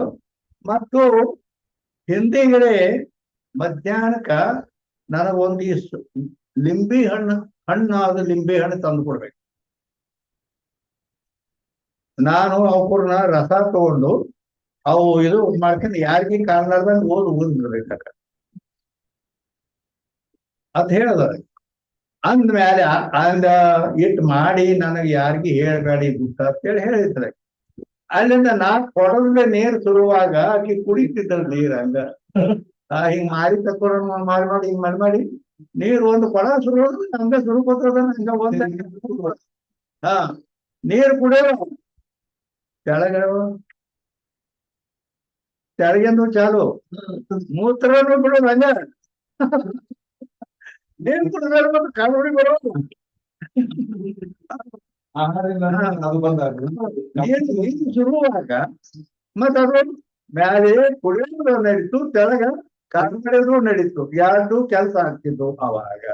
ಮುಂಜಾನೆ ಒಮ್ಮೆ ಕಾಂಚ್ಕೊಮ್ಮೆ 2 ಹಿಂಗ ನೀರ 2 ಹೊತ್ತ ನೀರ ಕಾಲ್ಮಡಿ 2 ಹಾಕಿದ್ದು. ಮತ್ತ ಅನ್ನ ತಿಂದಿಲ್ಲ 5 ದಿನ ಸಂಡಾಸ ಬಾಯಿ ಬಲ್ಗಡೆ ಬಂದಿರ. ಆ ಲಿಂಬಿ ಹಣ್ಣು ಪೋಷಕ. ಲಿಂಬಿ ಹಣ್ಣಿನ ರಸ ಪೋಷಕ ಐತಿ. ಈ ನವರಾತ್ರಿ ಸಮಯದಲ್ಲಿ ಆದ್ರೂ ಮೋದಿ ಲಿಂಬಿ ಹಣ್ಣಿನ ರಸನೇ ತಗೋತಾರೆ. ಹಿಂಗಾಗಿ ಒಂದು 4-5 ಲಿಂಬಿ ಹಣ್ಣು ತಂದು ಹಾಕೊಂಡು ಕೂತು ಬಾಯಾಗಿ ಪೂರ ರಸ ತಕ್ಕೊಂಡು ಅವ್ರ ಮುಚ್ಚಿ ಓದು ಅಂತ ಹೇಳ್ತಿದ್ರ. ಹಿಂಗ ಹಣ್ಣು ತಿಂತಿದ್ದಳು, ನೀರು ಕುಡಿತಿದ್ದಳು, ಕಾಲು ಮಾಡಿತಿದ್ದಳು, ಹಿಂಗೆಲ್ಲ ಇತ್ತು ಅಂತ ಹೇಳ. ಅದಕ್ಕೆ ಅದಕ್ಕೆ ಇಲ್ಲಿ ದಿವಾಭೋಜಿ ಅಂದ್ರೆ ಯಾವ ದಿನಾನು ಊಟ ಮಾಡೋದಿಲ್ಲ, ಆದ್ರ ದೇಹ ಸ್ಥೂಲ ಐತಿ ಅಂತಂದ್ರ ಅದಕ್ಕ ಎಲ್ಲರ ಅದು ಅನ್ನ ಬೇಕ ಅದಕ್ಕ. ಯಾಕಂದ್ರ ಅಹಂ ವೈಶ್ವಾನರೋ ಭೂತ್ವಾ ಪ್ರಾಣಿನಾಂ ದೇಹಮಾಶ್ರಿತ ಪ್ರಾಣಾಪಾನ ಸಮಾಯುಕ್ತ ಪಚಾಮ್ಯ ಅನ್ನಂ ಚತುರ್ವಿಧಂ ಅಂತ ಭಗವದ್ಗೀತೆಯಲ್ಲಿ ಹಾ ಆಕೆ ಮತ್ತ ಆ ಲಿಂಬಿ ರಸ ಕೊಂಡಾಳ ಮತ್ತ ಅನ್ನ ಎಲ್ಲಿ ಅಂದ್ರ ಭಗವದ್ಗೀತಾ ಹೇಳ್ತದ ಚತುರ್ವಿಧಂ ಅನ್ನ ಅನ್ನೋದು 4 ಪ್ರಕಾರವಾಗಿರುತ್ತದೆ ಅಂತ ಹೇಳ್ತದೆ ಭಗವದ್ಗೀತಾ.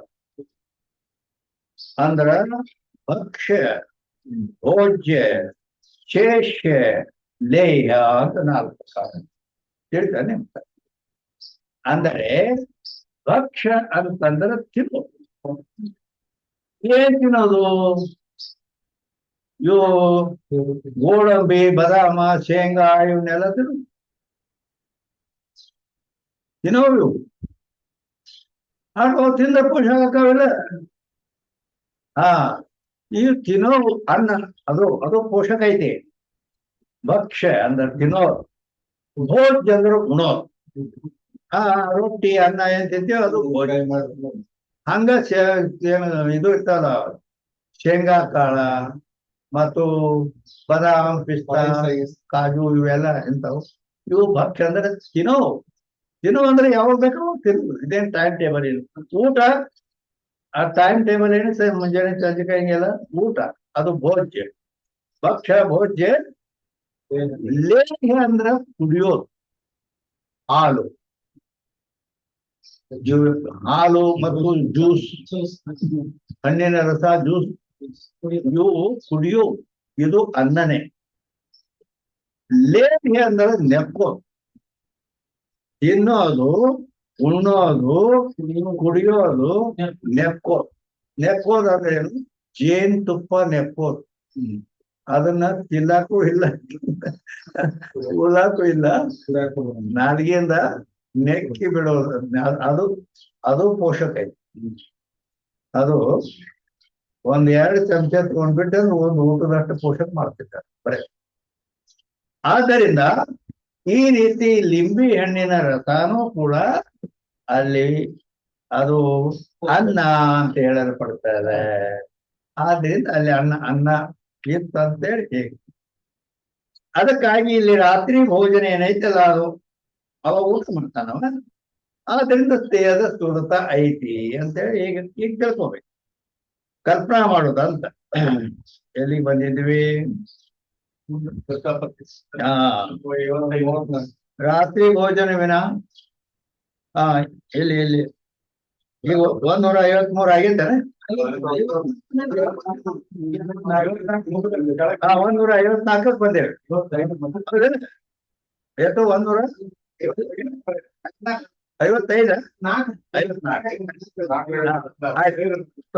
ಈಗೇನ್ ಹೇಳಕತ್ತಿದ್ವಿ ಅಂದ್ರ ಅರ್ಥಾಪತ್ತಿ ಪ್ರಮಾಕ್ಕೆ ಭೇದ ಅಂದ್ರ ಅವು ಎಷ್ಟು ಪ್ರಕಾರದಾವು ಅರ್ಥಾಪತ್ತಿ ಅದನ್ನ ಹೇಳ್ತಾರೆ. ಸೊ ಅರ್ಥಾಪತ್ತಿ, ದೃಷ್ಟಾರ್ಥಾಪತ್ತಿ, ಶ್ರುತಾರ್ಥಾಪತ್ತಿ ಭೇದ से 2 ಪ್ರಕಾರ.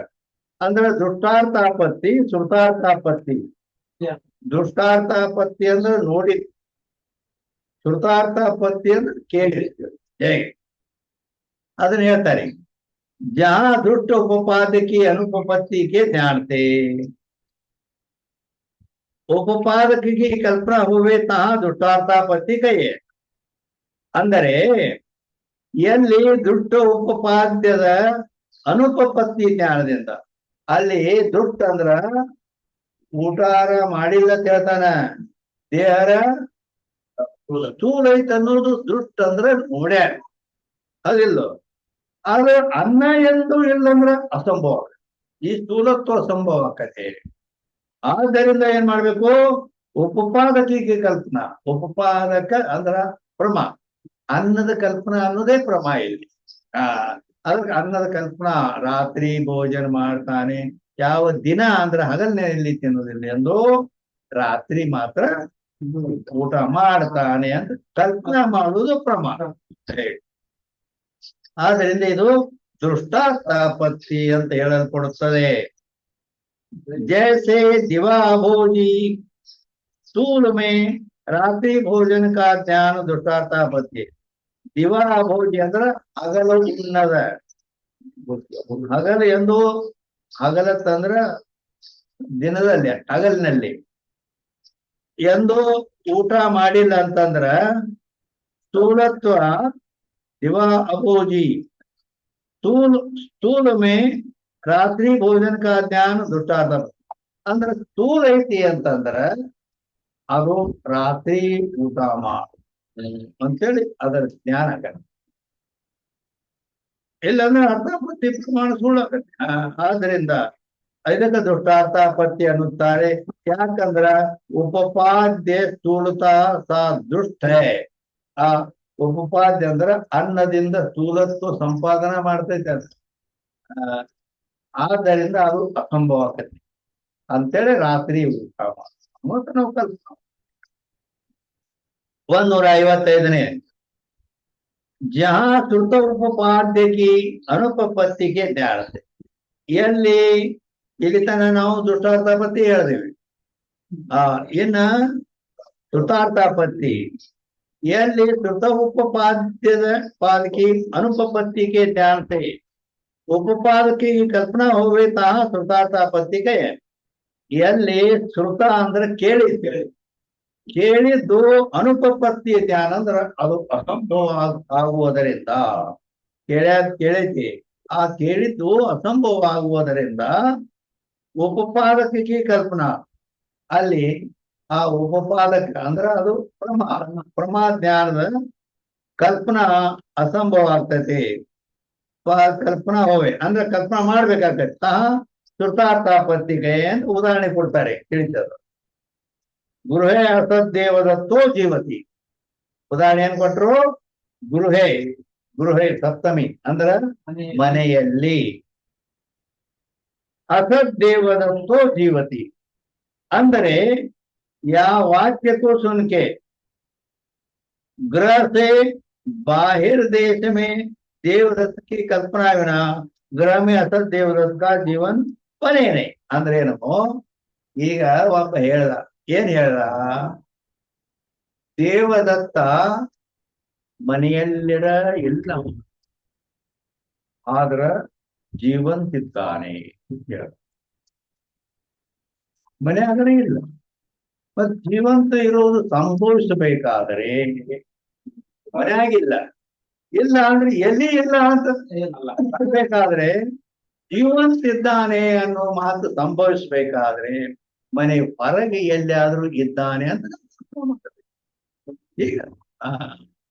ಆದ್ದರಿಂದ ವಾಕ್ಯಕ್ಕೂ ಸುಣಕಿ ಗೃಹತೆ ಬಾಹ್ಯ ದೇಶಮೇ ಮನೆಯ ಹೊರಗೆ ದೇವದತ್ತ ಕಿ ಸತ್ತಾವಿನ ಗೃಹ ಮೇ ಅಸತ್ ದೇವದತ್ತ ಕಾ ಜೀವನ ಮನೇನೆ. ಅವ ಮನೆಯಲ್ಲರ ಇಲ್ಲ, ಹೊರಗೂ ಇಲ್ಲ ಅಂತಂದ್ರೆ ಜೀವಂತದಾನ ಅನ್ನೋದು ಸಂಭವಿಸೋದಿಲ್ಲ. ಅವ ಜೀವಂತ ಇರೋದು ಸಂಭವಿಸ್ಬೇಕಾದ್ರೆ ಮನೆ ಬಿಟ್ಟು ಹೊರಗಿದ್ದಾನೆ ಅಂತ ನಾವು ಕಲ್ಪನಾ ಮಾಡಬೇಕು. ಆದ್ದರಿಂದ ಯಾತೆ ಗ್ರಹ ಮೇ ಅಸತ್ ದೇವದತ್ತ ಕೆ ಜೀವನ್ ಕಿ ಅನುಪಪತ್ತಿ ಸೆ. ಅಲ್ಲಿ ಮನೆಯಲ್ಲಿ ಇಲ್ಲದಂತ ದೇವದತ್ತನ ಜೀವನ ಅದು ಅನುಪಪತ್ತಿ ಅಂದ್ರೆ ಅಸಂಭವ ಆಗುವುದರಿಂದ ಆ ದೇವದತ್ತನ ಗೃಹತೆ ಬಾಹ್ಯ ಸತ್ತಾ ಕಲ್ಪನಾ ಕರೆ ಅಂದ್ರ ಮನೆಯಲ್ಲಿ ಇಲ್ಲ ಮತ್ತು ಜೀವಂತದಾನಂದ್ರ ಮನೆಯಲ್ಲಿ ಇಲ್ಲ ಅಂದ್ರ ಹೊರಗಲ್ಲ ಎಲ್ಲರ ಯಾಕೋ ಅದ ಅಂತ ನಾವು ಕಲ್ಪನಾ ಮಾಡಬೇಕು. ಹೇಗೆ? ಆದ್ದರಿಂದ ತಹ ಗೃಹ ಮೇ ಅಸತ್ ದೇವದತ್ತ ಕಾ ಜೀವನ ದುಷ್ಟನೇ. ಅಲ್ಲಿ ಮನೆಯಲ್ಲಿ ದೇವದತ್ತನರ ನೋಡಿಲ್ಲ ನಾವು, ಅದಿಲ್ಲ. ಕಿಂತು ಸುರ್ತ ಮನೆಯಲ್ಲಿ ಇಲ್ಲ ಅಂತ ನಾವು ಕೇಳೇವಿ, ಹೌದಿಲ್ಲ? ಆದ್ದರಿಂದ ದೃಷ್ಟಾರ್ಥ ಪತ್ತಿಗೆ ಅನ್ನದ ಕಲ್ಪನಾ ಮಾಡೋದು ಹೇಳೇವಿ. ಶ್ರುತಾರ್ಥಾಪತ್ತಿಗೆ ಏನೈತಿ? ಅಸದ್ದೇವದತ್ತೋ ಗೃಹೇ ಅಸದ್ದೇವದತ್ತೋ ಜೀವತಿ. ಮನೆಯಲ್ಲಿ ಇಲ್ಲದ ದೇವದತ್ತನು ಜೀವಿತನಿದ್ದಾನೆ ಅನ್ನೋದು ಕೇಳಿ ಮನೆಯಲ್ಲಿ ಇಲ್ಲ ಅಂತ ಹೇಳ್ತಾನೆ, ಜೀವಂತರ ಅದಾವ ಅಂತ ಹೇಳ್ತಾನೆ. ಅಂದಮೇಲೆ ನಾವೇನ್ ಮಾಡ್ಬೇಕು? ಮನೆ ಹೊರಗೆ ಎಲ್ಲಾದ್ರೂ ಇವನಿಗಿದ್ದಾನೆ ಅಂತ ಅವನ ಅಸ್ತಿತ್ವವನ್ನು ಕಲ್ಪನೆ ಮಾಡ್ಬೇಕು. ಹೇಗೆ? ಅದಕ್ಕೆ ಇದು ಶ್ರುತಾರ್ಥಾಪತ್ತಿ ಅಂತೆ. श्रुतार्थ की अनुपपत्ति से उपपादक की कल्पना श्रुतार्थापत्ति प्रमा कहिए. ಆ ಶ್ರುತಾರ್ಥದ ಕೇಳಿದ ಅರ್ಥದ ಅನುಪಪತ್ತಿಯಿಂದ ಅಂದ್ರೆ ಅಸಂಭವ ಆಗುವುದರಿಂದ ಉಪಪಾದಕಕ್ಕೆ ಕಲ್ಪನಾ ಅಂದ್ರ ಅಲ್ಲಿ ಹೊರಗಿದ್ದಾನೆ ಎನ್ನುವುದನ್ನು ಕಲ್ಪನಾ ಮಾಡುವುದು ಶ್ರುತಾರ್ಥಾಪತ್ತಿ ಪ್ರಮ ಅಂತ ಹೇಳಲ್ಪಡುತ್ತದೆ. ಸಾಕಾ ಹೇತು ಶ್ರುತಾರ್ಥ ಕಿ ಅನುಪಪತ್ತಿ ಕಾ ಜ್ಞಾನ, ಅದಕ್ಕೆ ಕಾರಣವಾದ ಅಸಂಭವ ಜ್ಞಾನ ಶ್ರುತಾರ್ಥಾಪತ್ತಿ ಪ್ರಮಾಣ ಅಂತ ಹೇಳಲ್ಪಡ್ತದೆ. ಯಾ ಗೃಹ ಮೇ ಅಸತ್ ದೇವದತ್ತ ಜೀವನ ಉಪಪಾದ್ಯ, ಮನೆಯಲ್ಲಿ ಇಲ್ಲದಂತಹ ದೇವದತ್ತನ ಜೀವನವು ಉಪಪಾದ್ಯ ಅಂದ್ರೆ ಪ್ರಮಾಣ. ಗೃಹ ಸೇ ಬಾಹ್ಯ ಸತ್ತ ಉಪಪಾದಕ ಅಂದ್ರೆ ಮನೆ ಹೊರಗಿದ್ದಾನೆ ಅನ್ನೋದು ಉಪಪಾದಕ ಜ್ಞಾನ ಕಲ್ಪನಾ ಮಾಡ್ಬೇಕು. 156ನೇ अभिधान अनुपपत्ति और अभिहित अनुपपत्ति भेद से श्रुतार्थापत्ति दो प्रकार. ಈಗ ಮೊದಲೇನು ದುಷ್ಟಾರ್ಥಾಪತ್ತಿ ಹೇಳಿದ್ವಿ, ಆಮೇಲೆ ಶ್ರುತಾರ್ಥಾಪತ್ತಿ ಗೃಹ ದೇವದತ್ತೋ ಜೀವತಿ. ಆ ಶ್ರುತಾರ್ಥಾಪತ್ತಿನ ಮತ್ತೆರಡು ಪ್ರಕಾರ. ಹಾ, ಅದು ಏನ್ ಮತ್ತೆರಡು ಪ್ರಕಾರ? 156ನೇ ಅಂಕ. ಅಭಿಧಾನ ಅನುಪಪತ್ತಿ ಅಭಿಹಿತ ಅನುಪಪತ್ತಿ ಅಂತ ಎರಡು ಪ್ರಕಾರ ಶ್ರುತಾರ್ಥಾಪತ್ತಿ ಅದೇ. ದ್ವಾರಂ ಅಥವಾ ವಿಧೇ. ಏನು ಶ್ರುತ ಅಂದ್ರೆ ಕೇಳಿದ್ದು ಏನಂತ ಕೇಳ್ಯಾನ? ದ್ವಾರಂ. ಸಂಸ್ಕೃತದೊಳಗ ದ್ವಾರಂ ಅಂದ್ರೆ ಬಾಗಿಲ ಅಥವಾ ಪಿದೇ. ದ್ವಾರಮ್ಮರ ಅಂದ ಇಲ್ಲಂದ್ರ ವಿಧಿ ಅಂದ್ರೆ ಮುಚ್ಚುವತ್ ಅಂದ. ಎರಡ್ರಾಗ ಒಂದ ಅಂದಾನೆ, ಎರಡೂ ಇಲ್ಲ. ಹಾ, ಇತ್ಯಾದಿ ಸ್ಥಳಮೇ, ಇಂಥ ಸ್ಥಳದಲ್ಲಿ. ಈಗ ನಾ ಇಟ್ಕೊಂತೇನೆ, ಹೌದಾ? ಈಗ ನೀ ಹೋಗ್ಲಕತ್ತಿ, ನಿನಗೇನ್ ಹೇಳಿದ್ನಂದ್ರ ಬಾಗಿಲ ಕೆಟ್ಟ ಬಾಗಿಲ ಅಂತಂದ ಮೇಲೆ ನೀ ಏನ್ ಮಾಡಬೇಕು ಅಂತ ಕೇಳಿದ್ರ ನನ್ನ ತಾತ್ಪರ್ಯ ಏನ್ ಅನ್ನೋದು ತಿಳ್ಕೋಬೇಕು. ಬಾಗಿಲಂದಾಗ ಬಾಗಿಲಂದ್ರೆ ಮುಚ್ಚಬೇಕು ಅಂದ್ರು ತೆರಿ ಅಂದ್ರು ಏನ್ ತಾತ್ಪರ್ಯ ಐತಿ ಅಂದ್ರ ಬಾಗಿಲ ಕಡೆ ನೋಡು. ಬಾಗಿಲ ಮುಚ್ಚಿತ್ತಂದ್ರ ತೆರಿ ಅಂತ ಅರ್ಥ ಮಾಡ, ಮತ್ತ ಮುಚ್ಚಿತ್ತಂದ್ರ ಅರ್ಥ ಮಾಡ್ಬೇಕು. ಹಿಂಗ ಆದ್ರೆ ಮುಂದೆ ಮತ್ತೊಂದು ಮಾತು, ಮುಚ್ಚೋತ್ತು ಹೇಳಿಲ್ಲ, ತೆರೆಯತ್ತು ಹೇಳಿಲ್ಲ, ಬಾಗಲ್ಲ ತಿಟ್ಟ. ಹೇಗ ಮುಂದಿಂದ ನೀವು ಕಲ್ಪನಾ ಮಾಡ್ಕೋಬೇಕಲ್ಲ ತಾತ್ಪರ್ಯ ಏನ್ ಇವ್ರದು ಹೇಳಿದ್ದು. ಹಿಂಗ ದ್ವಾರ ಅಥವಾ ಪಿಬೇ ಇತ್ಯಾದಿ ಸ್ಥಳ ಮೇ ಜಹಾ ವಾಕ್ಯ ಕಾ ಏಕ ದೇಶ ಉಚ್ಚಾರಿತ. ಒಂದೇ ಭಾಗ ದ್ವಾರ ಬಾಗಲ ತಿಟ್ಟ, ಅದನ್ನ ಮುಚ್ಚೋ ತೆರೆಯೋ ಏನಿಲ್ಲ, ಮುಂದೆ ಹೇಳಿಲ್ಲ. ಅದ ಏಕದೇಶ ಉಚ್ಚಾರಿತ ಅಂದ್ರೆ ಒಂದು ಭಾಗ ಹೇಳಿ. ಹೋಯ್ತಾ ಶ್ರುತ ಪದಕ್ಕೆ ಅರ್ಥಕ್ಕೆ ಅನ್ವಯ ಯೋಗ್ಯ ಅರ್ಥಕ. ಅದಕ್ಕೆ ಅನ್ವಯ ಯೋಗ್ಯ ಅಂದ್ರ ಅದಕ್ಕೆ ಅನ್ವಯ ಏನಾಕತೆ? ಅನ್ವಯ ಅಂದ್ರೆ ಅದು ಈ ಅವ್ರು ಹೇಳಿದ ನಾ ಮಾಡಬೇಕಾದ ಕೆಲಸ ಅದು ಯಾವ್ದಲ್ಲಿ ಅನ್ವಯ ಐತಿ ಅಂದ್ರೆ ಅದು ಬೇಕಾಗೈತಿ ಅಂದ್ರೆ ಬಾಗಿಲ ನೋಡು. ಬಾಗಿಲ ನೋಡಿದ ಮೇಲೆ ಬಾಗಿಲು ಮುಚ್ಚಿತ್ತು ಅಂದ್ರ ಬಾಗಲ ತಿಟ್ಟ ಅಂದಾರ ಅವ್ರು. ಅಂದ್ರೆ ಮುಚ್ಚೈತ ಅಂದ್ಮೇಲೆ ತೆರಿ ಅಂತಾರು ಅಂತ ತಿಳ್ಕೊ, ತೆರಿ. ಮತ್ತ ತೆರೆದಿತ್ತು ಅಂತಾರ ಬಾಗಲ ತಂದಿವಿ, ಮುಚ್ಚತಾರು ಅಂತ ಹೇಳಿ ಹಿಂಗ ತಿಳ್ಕೊ, ಕಲ್ಪನಾ ಮಾಡು. ಹೆಂಗ ಈ ರೀತಿ ಅಲ್ಲಿ ಅನ್ವಯ ಯೋಗ್ಯ ಅರ್ಥ ಏನೈತಿ ಅದು ಬಾಗಲ ನೋಡಿದ ಮೇಲೆ ಅದು ಯಾವ್ದು ಅರ್ಥ ಮಾಡ್ಬೇಕಿಲ್ಲ. ತೆರಿ ಅನ್ಬೇಕು ಏನು ಮುಚ್ಚ ಅನ್ಬೇಕು? ಹೆಂಗ್ ತೆರೆದಿತ್ತಂದ್ರ ಮುಚ್ಚು, ಮುಚ್ಚಿತ್ತಂದ್ರೆ ತೆರಿ. ಹೇಗೆ ಅಂದ್ರ ಆ ಬಾಗಲ ಅನ್ನೋರ ತಾತ್ಪರ್ಯ ಏನು ಅನ್ನೋದನ್ನ ಅಲ್ಲಿ ಬಾಳ್ಮತೆ ವಾ ಅನನ್ವಯ ಯೋಗ್ಯ अर्थ का बोधक जो पदता का अध्याहार होवे ಆ ಅಲ್ಲಿ ಅನನ್ಯ ಯೋಗ್ಯ ಅರ್ಥದ ಅಂದ್ರೆ ಮತ್ತೊಂದು ಅರ್ಥ ಏನು ಮತ್ತೊಂದೇನು ಬಾಗ್ರ ತಿಟ್ಟಲ್ಲ ಅದನ್ನ ತೆರಿ ಅಂದಿಲ್ಲ ಮುಚ್ಚಲು ಅಂದಿಲ್ಲ ಹೌದಿಲ್ಲ ಆ ಮುಚ್ಚು ಉಚ್ಚಾರಣೆ ಮಾಡಿಲ್ಲ ಅದನ್ನ ಅಧ್ಯಾಹಾರ ಮಾಡ್ಕೋಬೇಕು ಅಂತ ಹೇಳಿದ್ರಿ ಅಧ್ಯಾಹಾರ ಐತಿಲ್ಲ ಅಲ್ಲಿ ಅಧ್ಯಾಹಾರ ಅಂದ್ರೆ ಕಲ್ಪನಾ ನಾವು ತಾತ್ಪರ್ಯ ಅಧ್ಯಾಹಾರದ ಲಕ್ಷಣ ಏನು ಅಂತ ಕೇಳಿದ ಅರ್ಥ ಕೇಳಗಿಲ್ಲ ಅರ್ಥ ಕೇಳೋದಿಲ್ಲ ನಾ ಕೇಳ್ತೇನೆ ಅಂದ್ರೆ ಲಕ್ಷಣ ಕೇಳ್ತಿರ್ತೇನೆ ಅಂತ ಅರ್ಥ ಮಾಡ್ಬೇಕು ಅಧ್ಯಾಹಾರದ ಲಕ್ಷಣ ಏನು ಅಂತ ಅಶ್ರುತ ಪದ ಅನುಸಂಧಾನಂ ಅಧ್ಯಾಹ ಅಧ್ಯಾಹಾರದ ಲಕ್ಷಣ ಏನು ಅಶ್ರುತ ಅನುಸಂಧಾನಂ ಅಧ್ಯಾಹಾರ ಅಶ್ರುತ ಪದ ಅಂದ್ರೆ ಕೇಳಲಾರ್ದು ಶ್ರುತ ಅಂದ್ರೆ ಕೇಳಿತು ಅಶ್ರುತ ಅಶ್ರುತ ಪದ ಅಂದ್ರೆ ಕೇಳಲಾರದ ಪದವನ್ನ ಕೇಳನೆ ನೀವು ಇಲ್ಲ ಬರೀ ದ್ವಾರಮಂಡನ ಮುಚ್ಚುನು ಅಂದಿಲ್ಲ ತೆರಿನು ಅಂದಿಲ್ಲ ಹೌದಿಲ್ಲ ಅದು ಅಶ್ರುತ ಪದ ಅಂದ್ರೆ ಕೇಳಲಾರ್ದನ್ನ ನಾವು ಅಧ್ಯಾಹಾರ ಮಾಡ್ಕೋಬೇಕಲ್ಲಿ ಅದನ್ನ ಬೇರೆ ಹೊಸಾದ ಕಲ್ಪನಾ ಮಾಡ್ಕೋಬೇಕು ಏನ್ ಇದಕ್ಕ ಅನ್ವಯ ಆಕತಿ ತೆರಿ ಅಂತಾರೋ ಏನು ಮುಚ್ಚ ಅಂತಾರೋ ಅವ ಬಾಗ್ಲ ನೋಡು ಬಾಗ್ಲ ನೋಡಿದ್ರೆ ಮುಚ್ಚಿತ್ತಂದ್ರೆ ತೆರಿ ಅಂತಾರಂತ ಅರ್ಥ ಮಾಡು ಅಧ್ಯಾಹಾರ ಮಾಡ್ಕೋಬೇಕಾದ್ರೆ ಅಶ್ರುತ ಪದ ಅನುಸಂಧಾನ ಅಧ್ಯಾಹಾರ ಅದನ್ನ ನೀ ಕಲ್ಪನಾ ಮಾಡ್ಕೊಂಡು ಅಲ್ಲಿ ಕೆಲಸ ಮಾಡ್ಬೇಕು ಹಿಂಗ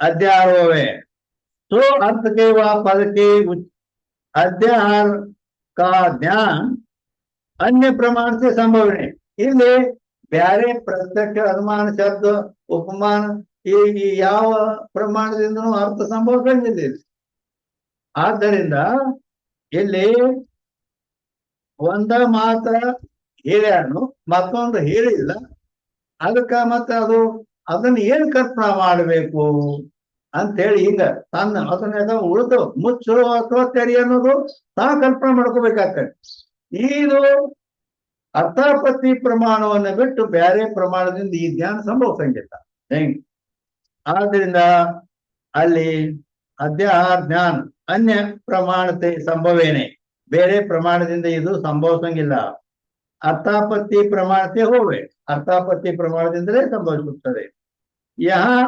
ಅಭಿಧಾನಾನುಪಪತ್ತಿ ರೂಪ ಸುತಾರ್ಥಾಪತ್ತಿ ಹೈ ಅದ್ರ ಮ್ಯಾಲೆ ಏನ್ ಹೇಳಿದ್ರು ಅಭಿಧಾನಾನುಪಪತ್ತಿ ಅವಿಹಿತಾನುಪಪತ್ತಿ ಅಂತ ಶ್ರುತಾರ್ಥಾಪತ್ತಿ ಎರಡು ಪ್ರಕಾರವಾಗಿದೆ ಅಂತ ಹೇಳಿದ್ರ ಅದ್ರಾಗ ಇಲ್ಲಿ ಅಭಿಧಾನ ಅನುಪತ್ತಿ ಅಭಿಧಾನಾನುಪಪತ್ತಿ ರೂಪ ಶ್ರುತಾರ್ಥಾಪತ್ತಿ ಯಾಕಂತ ಕೇಳಿದ್ರೆ ಅಭಿಧಾನ ಅಂದ್ರೆ ಏನು ಅಂತ ಕೇಳಿದ್ರೆ ಏಕ ಪದಾರ್ಥ का इष्ट पदार्थ अंतर से अन्वय बोध में वक्ता का तात्पर्य को अभिधान है ಒಂದು ಪದಾರ್ಥದ್ದು ಇಷ್ಟ ಪದಾರ್ಥ ಇಷ್ಟ ಅಂದ್ರ ಇಷ್ಟ ತೆಗೆದುಕೊತಾರೆ ಇಷ್ಟದ ಲಕ್ಷಣ ಏನಂದ್ರ ಇಚ್ಛಾಕೋ ವಿಷಯಕ್ಕೂ ಇಷ್ಟ ಕೈಯೇ ಇಷ್ಟ ಅಂದ್ರೆ ಇಚ್ಛಾ ಆ ಇಚ್ಛೆಯ ವಿಷಯ ಏನೈತಿ ಅಂದ್ರ ಹೇಳತಕ್ಕಂಥವನ ಇಚ್ಛೆಗೆ ವಿಷಯ ಏನು ತೆರೆಯೋ ಮುಚ್ಚೋ ಹೌದಲ್ಲ ಆ ಇಷ್ಟ ಪದಾರ್ಥ ಅಂತಾರ ಅಂದ್ರೆ ಬ್ಯಾರೆ ಅದು ಮತ್ತೆ ಇಲ್ಲದನ್ನ ಕಲ್ಪನೆ ಮಾಡ್ಬೇಕಲ್ಲ ಇವ ಆದ್ರಿಂದ ಅನ್ವಯ ಬೋಧಮೆ ವಕ್ತಾಕ ತಾತ್ಪರ್ಯ ಏನೈತಿ ಅಲ್ಲ ಅವನ ತಾತ್ಪರ್ಯ ಏನೈತಿ ತೆರಿ ಅಂತಾನೋ ಮುಚ್ಚ ಅಂತಾನೋ ಆ ತಾತ್ಪರ್ಯಕನ ಅಭಿಧಾನ ಸ್ಥೂಲದಲ್ಲಿ ಹೇಳ್ಬೇಕಂದ್ರೆ ಅಭಿಧಾನ ಅಂದ್ರೆ ಹೆಸರು ಆದ್ರೆ ಆ ಹೆಸರಿಗೆ ಬಾಗಲ ಅಂತ ಹೇಳೈತೆ ಬಾಗಲ ಹೆಸರೈತಿಲ್ಲ ಆದ್ರ ಅಲ್ಲಿ ವಕ್ತೃನ ತಾತ್ಪರ್ಯ ಅದಕ್ಕೆ ನೋಡ್ಬೇಕು ಏನ್ ಬಾಗಲ ತಿಟ್ಟನ್ನ ತೆರಿ ಅಂತಾನು ಏನು ಮುಚ್ತಾನು ಹೇಳಿಲ್ಲ ಅವ ಅಂದ ಮೇಲೆ ಮತ್ತ ಏನು ಬಾಗಲ ಅಂದ್ರೆ ಏನ್ ಮಾಡ್ಬೇಕು ಬಾಗಲ ಅಂತ ಸುಮ್ಮನಿರ್ತಾರ ಮಳ್ಳತ್ತಾರ ಅದಕ್ಕ ವಕ್ತೃನ ತಾತ್ಪರ್ಯ ಏನು ಅವ್ ಬಾಗಲಂದ ಅಂದ್ರೆ ಅವನ ತಾತ್ಪರ್ಯ ಏನೈತಿ ಅದನ್ನ ಕಲ್ಪನೆ ಮಾಡ್ಬೇಕು ಅಂದ್ರ ಕಲ್ಪನಾ ಆಗಬೇಕಾದ್ರೆ ಅವ ಬಾಗಲ ನೋಡ್ಬೇಕು ಬಾಗಲ ನೋಡಿದವ ಮುಚ್ಚಿತ್ತು ಅಂದ್ರ ತೆರಿ ಅಂತಾರು ಅಂತ ಅರ್ಥ ಮಾಡ್ಬೇಕು, ಕಲ್ಪನಾ ಮಾಡ್ಬೇಕ. ಮತ್ತ ತೆರೆದಿತ್ತು ಅಂದ್ರೆ ಮುಚ್ಚು ಅಂತ ಅವ್ರ ತಾತ್ಪರ್ಯ ಐತಿ. ಅಂದ್ರೆ ವಸ್ತುವಿನ ತಾತ್ಪರ್ಯ ಏನೈತಲ್ಲ, ಆ ಬಾಗಿಲ ಅನ್ನುವ ಹೆಸರು ಅದು ತಾತ್ಪರ್ಯ ಅಂದ್ರ ಮುಚ್ಚು ಅಥವಾ ತೆರಿ ಅನ್ನುವ ತಾತ್ಪರ್ಯ ಐತಿ. ಅದಕ್ಕೆ ಅಭಿಧಾನ ಅಂತ. ದ್ವಾರಂ ಅಥವಾ ಪಿದೈ ಇತನ ಕೈ ಒಂದ ಶಬ್ದ ಉಚ್ಚಾರ ಮಾಡ್ಯಾನವ. ಬಾಗಲ ಎಟ ಅಂದಾನ, ಅದನ್ನ ಪಿದೈ ಅಂದ್ರೆ ಮುಚ್ಚು ಅಂತೂ ಹೇಳಿಲ್ಲ, ಮತ್ತೆ ತೆರಿ ಅಂತೂ ಹೇಳಿಲ್ಲ. ಬರೇ ಬಾಗಿಲ ಬಾಗಲ ಎಟ ಅಂದ್ಬಿಟ್ಟ. ಅಂತ ಸಂದರ್ಭದಲ್ಲಿ ಏನ್ ಮಾಡ್ಬೇಕಂದ್ರೆ ಬಾಗಲ್ ಅಂದ್ರೆ ಮತ್ತ ಅವನ ತಾತ್ಪರ್ಯ ಏನೈತಿ ಅದು ಕಂಡು ಬರ್ಬೇಕಾದ್ರ ನೀ ಬಾಗಿಲ ಕಡೆ ನೋಡ್ಬೇಕು. ಬಾಗಿಲ ಕಡೆ ನೋಡಿದಾಗ ಮುಚ್ಚಿತ್ತು ಅಂದ್ರ ಅವ್ರ ತಾತ್ಪರ್ಯ ಏನೈತಿ, ಬಾಗಿಲ ತಾತ್ಪರ್ಯನು ತೆರೆ ಅಂತ ಅರ್ಥ ಮಾಡ್ಬೇಕ. ತೆರೆದಿತ್ತು ಅಂದ್ರ ಅದನ್ನ ಮುಚ್ಚು ಅಂತ ಅವ್ರ ತಾತ್ಪರ್ಯ ಐತೆ ಅಂತ ಹೇಳಿ ಈ ರೀತಿ ಮಾಡ್ಕೋಬೇಕು. ಹೆಂಗ ಅದಕ್ಕೆ ಇತನಾಕ ಇತ ದ್ವಾರಕ್ಕೂ ಢಾಕು, ಢಾಕು ಅಂದ್ರೆ ಮುಚ್ಚು. ये बोल श्रोता को होवे ऐसा वक्ता का तात्पर्य रूप अभिधान है. ಆ ವಕ್ತರು ತಾತ್ಪರ್ಯಕ್ಕನ ಅಭಿಧಾನ ಅನ್ನುತ್ತಾರೆ. ಯಾತೆ ಅಭಿಧಾನ ಅನುಪಪತ್ತಿ ಕೈ, ಇದಕ್ಕೇನಂತಾರ ಆ ಶ್ರುತಾರ್ಥಾಪತ್ತಿಯಲ್ಲಿ ಏನ ಅಭಿಧಾನಾನುಪಪತ್ತಿ ಅಂತ ಹೇಳುತ್ತಾರೆ ಅಂತ ಆಯ್ತು. ಏನ अर्थ अथवा शब्द का अध्याहार उपपादक है. अर्थ अथवा शब्द का अध्याहार उपपादक. ಅದರ ಅರ್ಥವನ್ನಾಗಲಿ ಅಥವಾ ಶಬ್ದ ಪ್ರಯೋಗ ಏನಾಗ್ಯದ ಅದರದಾಗಲಿ ಅಧ್ಯಾಹಾರ ಏನ್ ಮಾಡ್ಕೊಳ್ತಾರ. ಅಧ್ಯಾಹಾರ ಅಂದ್ರ ಕೇಳಲಾರ್ದ ಅರ್ಥವನ್ನ ಅಶ್ರುತ ಪದ ಅನುಸಂಧಾನ ಅಂದ್ರ ಬಾಗಿಲಂದಾರ. ಬಾಗಿಲಂದಾರ ಅಂದ್ರ ಮತ್ ಏನ್ ಮಾಡ್ಬೇಕು ಬಾಗಿಲಿಗೆ ಅನುಸಂಧಾನ ಮಾಡ್ಬೇಕಾದ್ರೆ ಚಿಂತನೆ ಮಾಡ್ಬೇಕವ. ಏನ್ ಮುಚ್ಚಬೇಕು ಏನ್ ತೆರಿಬೇಕು ಇದನ್ನ ನೋಡಿ ಅದು ಯಾವ ಪೊಸಿಷನ್ದಾಗ ಐತೆ ಅದನ್ನ ನೋಡಿ. ಮುಚ್ಚಿತ್ತು ಅಂದ್ರೆ ತೆರಿ ಅಂತಾರ ಅವ್ರ ಅಭಿಪ್ರಾಯ, ವಕ್ತನ ತಾತ್ಪರ್ಯ ಐತಿ. ತೆರೆದಿತ್ತು ಅಂದ್ರೆ ಮುಚ್ಚು, ದ್ವಾರ ಬಾಗಿಲ ಅಂತಾರ ಅಂದ್ರೆ ಮುಚ್ಚು ಅಂತ ಅರ್ಥ. ಹಿಂಗ ಆದ್ದರಿಂದ ಇದು ಅಧ್ಯಾಹಾರ ಮಾಡ್ಕೋ ಕಲ್ಪನಾ ಮಾಡ್ಬೇಕಾದ. ಅಧ್ಯಾಹಾರ ಮಾಡೋದಂದ್ರ ಆ ಶಬ್ದ ಪ್ರಯೋಗ ಮಾಡಿಲ್ಲ ಅವರು ಈ ರೀತಿ. ಅದು ಉಪಪಾದಕ ಅಂದ್ರೆ ಪ್ರಮಾಣ. 5 ಅಕ್ಷರ ಬರ್ತಾವ, ನಾ ಅದನ್ನ ಹೇಳೇನೆ. 4 ಬಂದು ಪ್ರಮಾಣ ತಿಳ್ಕೋಬೇಕು, 5 ಅಕ್ಷರಗಳ ಬಂದು ಪ್ರಮಾಣ ತಿಳ್ಕೋಬೇಕು. ಅಕ್ಷರಗಳ ಹೆಚ್ಚು ಕಡಿಮೆ ಪ್ರಮಾಣ 4 ಅಕ್ಷರದಿರ್ತೈತಿ, 5 ಅಕ್ಷರದು ಪ್ರಮಾಣ ಇರ್ತೈತಿ. ಹೆಸರ 2ಕ್ಕೂ ಒಂದೈತಿ. ಹೀಗೆ ಅದ. ಅದಕ್ಕಾಗಿ ಈ ಇದ್ರ ಮೇಲೆ ನಾವು ಕಂಡು ಹಿಡಿಲಕ್ಕ ಬರ್ತದೆ. ಅದಕ್ಕಾದ್ರೆ ಯಾವ ರೀತಿ ಅದನ್ನು ತಿಳ್ಕೊಳ್ಬೇಕು ಅನ್ನೋದಕ್ಕೆ ಇದೊಂದು ಅದ ಹೆಚ್ಚು ಅಕ್ಷರ ಕಡಿಮೆ ಅಕ್ಷರ ಅಂತ 4 ಇದ್ರೆ ಅಥವಾ 5 ಇದ್ರೆ ಇದ್ರ ಮೇಲೆ ಪಟ್ನ ಹಿಡ್ಕೋತಾರ. ಅದಕ್ಕೆ ಅರ್ಥ ಅಥವಾ ಶಬ್ದದ ಅಧ್ಯಾಹಾರ ಏನೈತಿ ಅದು ಉಪಪಾದಕ ಪ್ರಮಾದ. ಇನ್ನು ಈ ಪೂರ್ವೋಕ್ತ ತಾತ್ಪರ್ಯ ಉಪಪಾದ್ಯ. ಪೂರ್ವೋಕ್ತ ತಾತ್ಪರ್ಯ ಏನೈತಲ್ಲ ಅದು ಉಪಪಾದ್ಯ. ಉಪಪಾದ್ಯ ಅಂದಾಗ 4 ಅಕ್ಷರ ಬಂದು ಪ್ರಮಾಣ. ಉಪಪಾದಕ ಅಂದ್ರ ಪ್ರಮಾಣ, ಉಪಪಾದ್ಯ ಅಂದ್ರ ಪ್ರಮಾಣ. 157ನೇ अंक जहां सारे वाक्य का अर्थ अन्य अर्थ कल्पना विना अनुपपन्न होवे तहाँ. ಅಂದ್ರ ಇಲ್ಲಿ ಬರೇ ಒಂದು ಶಬ್ದ ಪ್ರಯೋಗ ಆಗೈತಿ, ಮತ್ ಮುಂದಿಂದ ಹೇಳಿಲ್ಲ ಅವ, ಅದು ಹೇಳ್ತೀವಿ. ಇನ್ನೊಂದು ಸ್ಥಾನದಲ್ಲಿ ಸಾರಿ ವಾಕ್ಯಕ ಅರ್ಥ ಅನ್ಯ ಕಲ್ಪನಾಕ ವಿನ ಅನುಪಪನ್ನ ಹೋವೆ. ಸಂಪೂರ್ಣವಾದ ಪ್ರಯೋಗ ಮಾಡ್ಯಾನ ಶಬ್ದ. ಇಲ್ಲಿ ಬರೀ ಬಾಗಲ ಅಂದ್ ಮುಂದ್ ಮುಚ್ಚೋ ಏನ ತೆರೆಯೋ ಏನು ಹೇಳಿಲ್ಲ, ಅಲ್ಲಿ ಪೂರ ವಾಕ್ಯ ಪ್ರಯೋಗ ಮಾಡ್ಯಾನ. ಆದ್ರೂ ಸಂಭವ ಆಕೈತಿ. ಹಿಂಗಿದ್ರೆ ತಾ ಅಭಿಹಿತಾನುಪಪತ್ತಿ. ಈಗ ಭಾಗದ ಏನ್ ಹೇಳಿದೀವಿ ನಾವು ದ್ವಾರಂಭದಲ್ಲಿ ಅಭಿಧಾನಾನುಪಪತ್ತಿ ಅದು. ಈಗೇನ್ ಹೇಳವ್ರದೇವಿ ಅಭಿಹಿತಾನುಪಪತ್ತಿ ಅಂತ. ಸುತಾರ್ಥಪತ್ತಿ ಒಳಭೇದಿದು. अभिहितानुपपत्ति रूप श्रुतार्थापत्ति है. अभिहितानुपपत्ति रूप श्रुतार्थापत्ति ಇರುವುದೇ. ಅದಕ್ಕೆ ಉದಾಹರಣೆ ಕೊಡ್ತಾರೆ. जैसे स्वर्ग कामो यजे, या वाक्य का अर्थ अपूर्व कल्पना बिना अनुपपन्न है, याते अभिहितानुपपत्ति रूप श्रुतार्थापत्ति है. ಅಂದರೆ ಏನ್ ಬರ್ದಾರ? ಎಲ್ಲಿ ಸರ್ವ ವಾಕ್ಯದ ಅರ್ಥವು ಅನ್ಯ ಅರ್ಥದ ಕಲ್ಪನಾ ಹೊರತು ಅನುಪನ್ನವಾಗುವುದು, ಅಲ್ಲಿ ಅಭಿಹಿತಾನುಪಪತ್ತಿ ರೂಪ ಶ್ರುತಾರ್ಥಪತ್ತಿ ಇರ್ತದೆ. ಹಂಗಾದ್ರೆ ನಿನ್ನಲ್ಲಿ ಗ್ರಂಥ ಐತಿ, ಅಲ್ಲಿ ಬರ್ದಾರ, ಅದನ್ನ ಓದಂದೆ. ಓದಿ ಅದು ಓದಿ ಕರಿ ಏನ್ ಅದರ ಅರ್ಥ ಅಂತ ಕೇಳಿದೆ. ಮತ್ತೆ ಗುರುಮುಖ ಕೇಳೋದ ನೀ ಎಷ್ಟ ಕಾಲ ಓದ್ತಿ ಓದೋದು ಮುಟ್ಟಿಸ್ಕೊಳಂಗಿಲ್ಲ ನಿನ್ನ.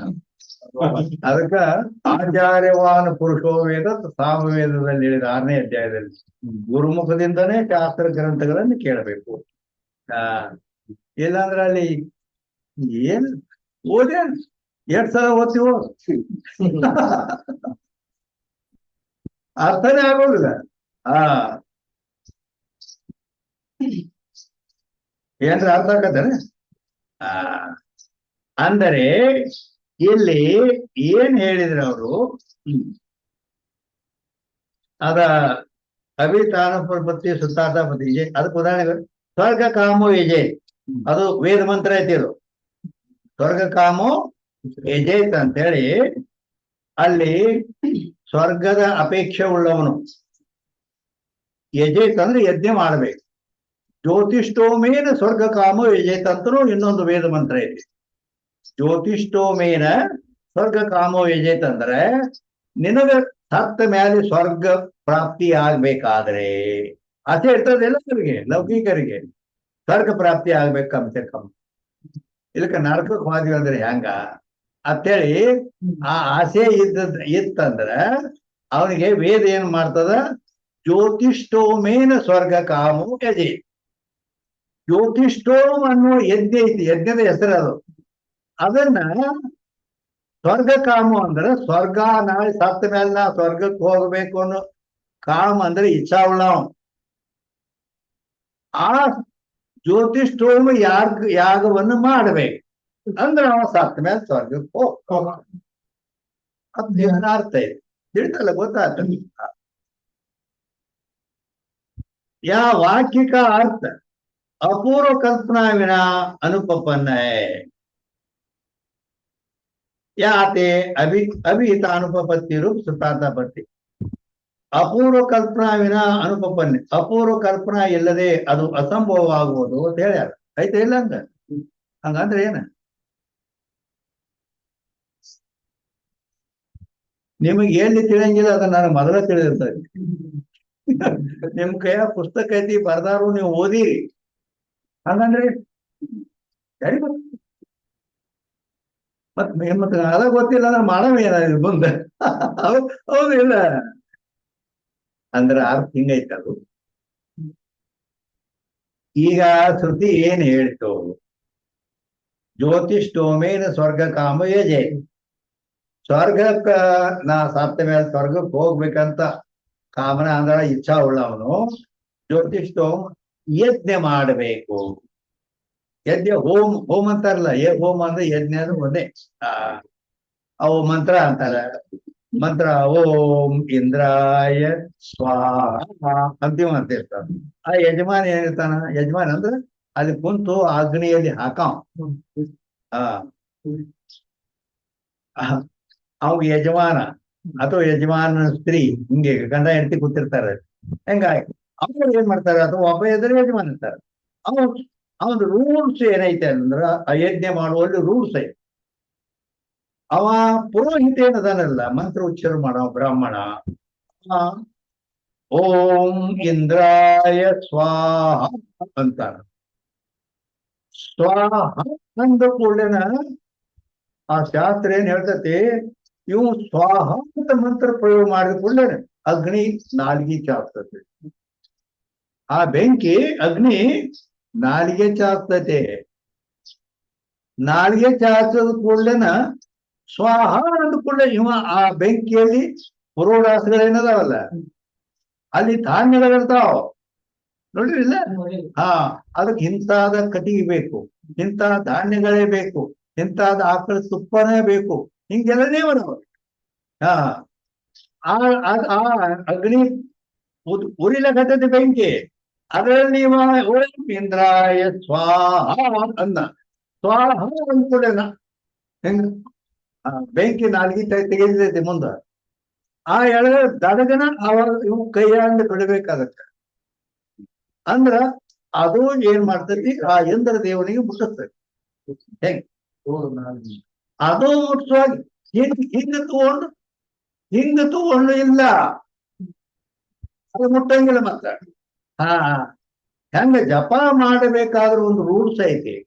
ಜಪ ಮಾಡ್ಲಿಕ್ಕೆ ಏನ್ ರೂಲ್ಸ್ ಗೊತ್ತೈತೆ?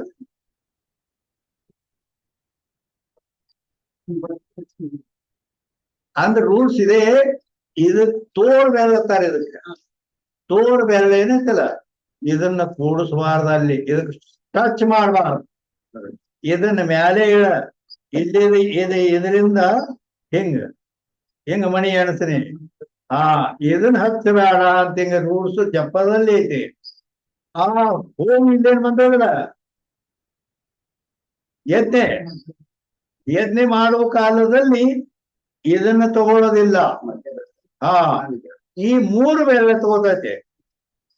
ಈ ಹೆಬ್ಬೆರಳು, ನಡುವಿನ 2 ಬೆರಳು, ಈ 3 ಬಟ್ಟಿಗೆ ಎಷ್ಟು ಬರ್ತೈತಿ ಅಷ್ಟ ಧಾನ್ಯವನ್ನು ತಗೊಂಡು ಅದು ಹಿಂಗ ಹಾಕೋದಿಲ್ಲ. ಇಲ್ಲ, ಅದು ಹಿಂಗ ಹಾಕ್ಬೇಕು. ಹಿಂಗ್ ಮಾಡಿ ಹಿಂಗ್ ಬಿಡ್ಬೇಕು. ಇದನ್ನ ಹಿಂಗ್ ಅವಾಗ್ರಹಣ ಮಾಡ್ಬೇಕು. ಈಗ ಸಣ್ಣ ಕೂಸಿರ್ತಾವ, ಸಣ್ಣ ಕೂಸಿಗೆ ಉಣಿಸ್ಬೇಕಾದ್ರೆ ಆ ಸಣ್ಣ ಕೂಸಿಗೆ ಉಣಬೇಕಾದ್ರೆ ಅದ ಹಿಂಗ ಬೆಳ್ಳಿನ ತಗೊಂಡಿರ್ತಾರೆ. ತಗೊಂಡು ಅದಕ್ಕೆ ಹಿಂಗ ತಿನ್ನಿಸ್ತಾರೆ. ಹಿಂಗ ತಿನ್ಸಿದ್ರೆ ಬಾಯ ಬರೋಬ್ಬರಿ ಹೋಗತ್ತೆ. ಮತ್ತ ಅದು ಯಾವಾಗ ಅದು ಮಾಡಿ ನಾಲ್ಗಿ ತೆಗಿತಂದ್ರೆ ಅವಾಗ ಮಟಕನ ಹಾಕ್ಬೇಕ. ಮತ್ ತಡ ಮಾಡಿದೆ ಅಂದ್ರೆ ಅದು ನಡೆಯಂಗಿಲ್ಲ. ಮತ್ತೆ ಹಿಂದಿಗೆ ಒಳಗೆ ತೋರ್ಸಂದ್ರೆ ನೀ ಹಾಕಿದ್ರೆ ತೆಳಗ್ ಬರ್ತೈತಿ. ಹಿಂಗೆಲ್ಲ ಹೆಂಗ್ ಕಾನೂನು ರೂಲ್ಸ್ ಅದಾವು. ಆ ಯಜ್ಞ ಕಾರ್ಯದಲ್ಲಿ ಇವೆಲ್ಲ ರೂಲ್ಸ್ ಅದಾವು. ಅದನ್ನ 3 ಬೆರಳಿನಿಂದ ತಗೋಬೇಕು. ಅದು ಹಿಂಗಲ್ಲ, ಅದು ಹಿಂಗಿದ್ದ ಸ್ವಾಹ ಕೂಡ ಬಿಡ್ಬೇಕಲ್ಲ ಬೆಂಕಿಯಾಗಿ. ಅವಾಗ ನಾಲಿಗೆ ಬೆಂಕಿ ಅಗ್ನಿ ಐತಲ್ಲ, ನಾಲಿಗೆ ತೆಗ್ದೇ ಇರುತ್ತೆ. ಅದ್ರ ನಾಲಿಗೆ ಮೇಲೆ ಬಿಟ್ಟು ಹಿಂಗೈತಲ್ಲ. ಅದಕ್ಕೆ ರೂಲ್ಸ್ ಅಂದ್ರೆ ನೇಮ್. ಎಲ್ಲಿ ಬಂದಿನಿ? 157 ಕದೇನ? 157 ಒಂದೇ ನಂಬರ್ ಬಂದತ್ರಿ.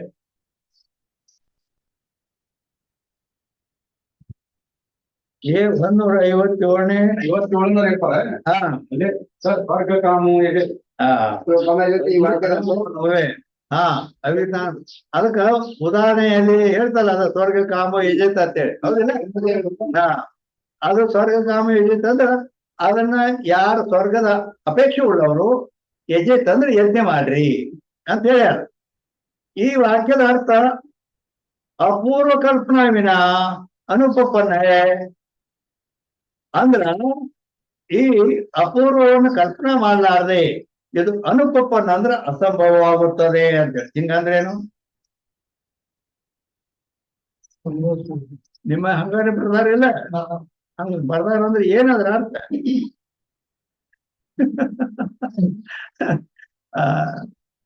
ಅಂದರೆ ಅಪೂರ್ವ ಕಲ್ಪನಾ ಮಾಡಲಾರದೆ ಅದು ಅನುಪಪನ್ನ ಅಂದ್ರೆ ಅಸಂಭವವಾಗುತ್ತದೆ. ಅಂದ್ರ ಇಲ್ಲಿ ತಾತ್ಪರ್ಯ ಏನು ಅಂತ ಕೇಳಿದ್ರೆ, ಈಗ ನೀವು ಅದಕ್ಕೆ ಯಾವ ಯಜ್ಞೆ ಮಾಡ್ಯಾನು? ಸ್ವರ್ಗಕ್ಕೆ ನನಗೆ ಸ್ವರ್ಗ ಆಗ್ಲಿ ಅಂತ ಯಜ್ಞೆ ಮಾಡ್ಯಾನ, ಹೌದಿಲ್ಲ? ಯಾವಾಗ ಮಾಡ್ಯಾನ? ಇವತ್ತು ಮಾಡ್ಯಾನ. ಇವತ್ತು ಪಂಡಿತರನ್ನು ಯಜ್ಞ ಮಾಡೋರನ್ನ ಕರೆಸಿದ. ಅವರೆಲ್ಲ ಬಂದು ಮಂತ್ರ ಘೋಷ ಮಾಡಿದ್ರು. 15 ಮಂದಿ ಮಂತ್ರ ಘೋಷ ಮಾಡ್ಲಕ್ ಬೇಕಾದಂತ 15 ಮಂದಿ ಅವರು ಮಂತ್ರ ಅನ್ನವ್ರು 15 ಮಂದಿ ಬೇಕಾದ್ರು. ಯಜಮಾನ ಸ್ತ್ರೀ 17, ಮತ್ತೊಬ್ಬ ಉಪದ್ರಷ್ಟ ಹನುಮಂತ ಭಕ್ತ ಅಂತೇಳಿ.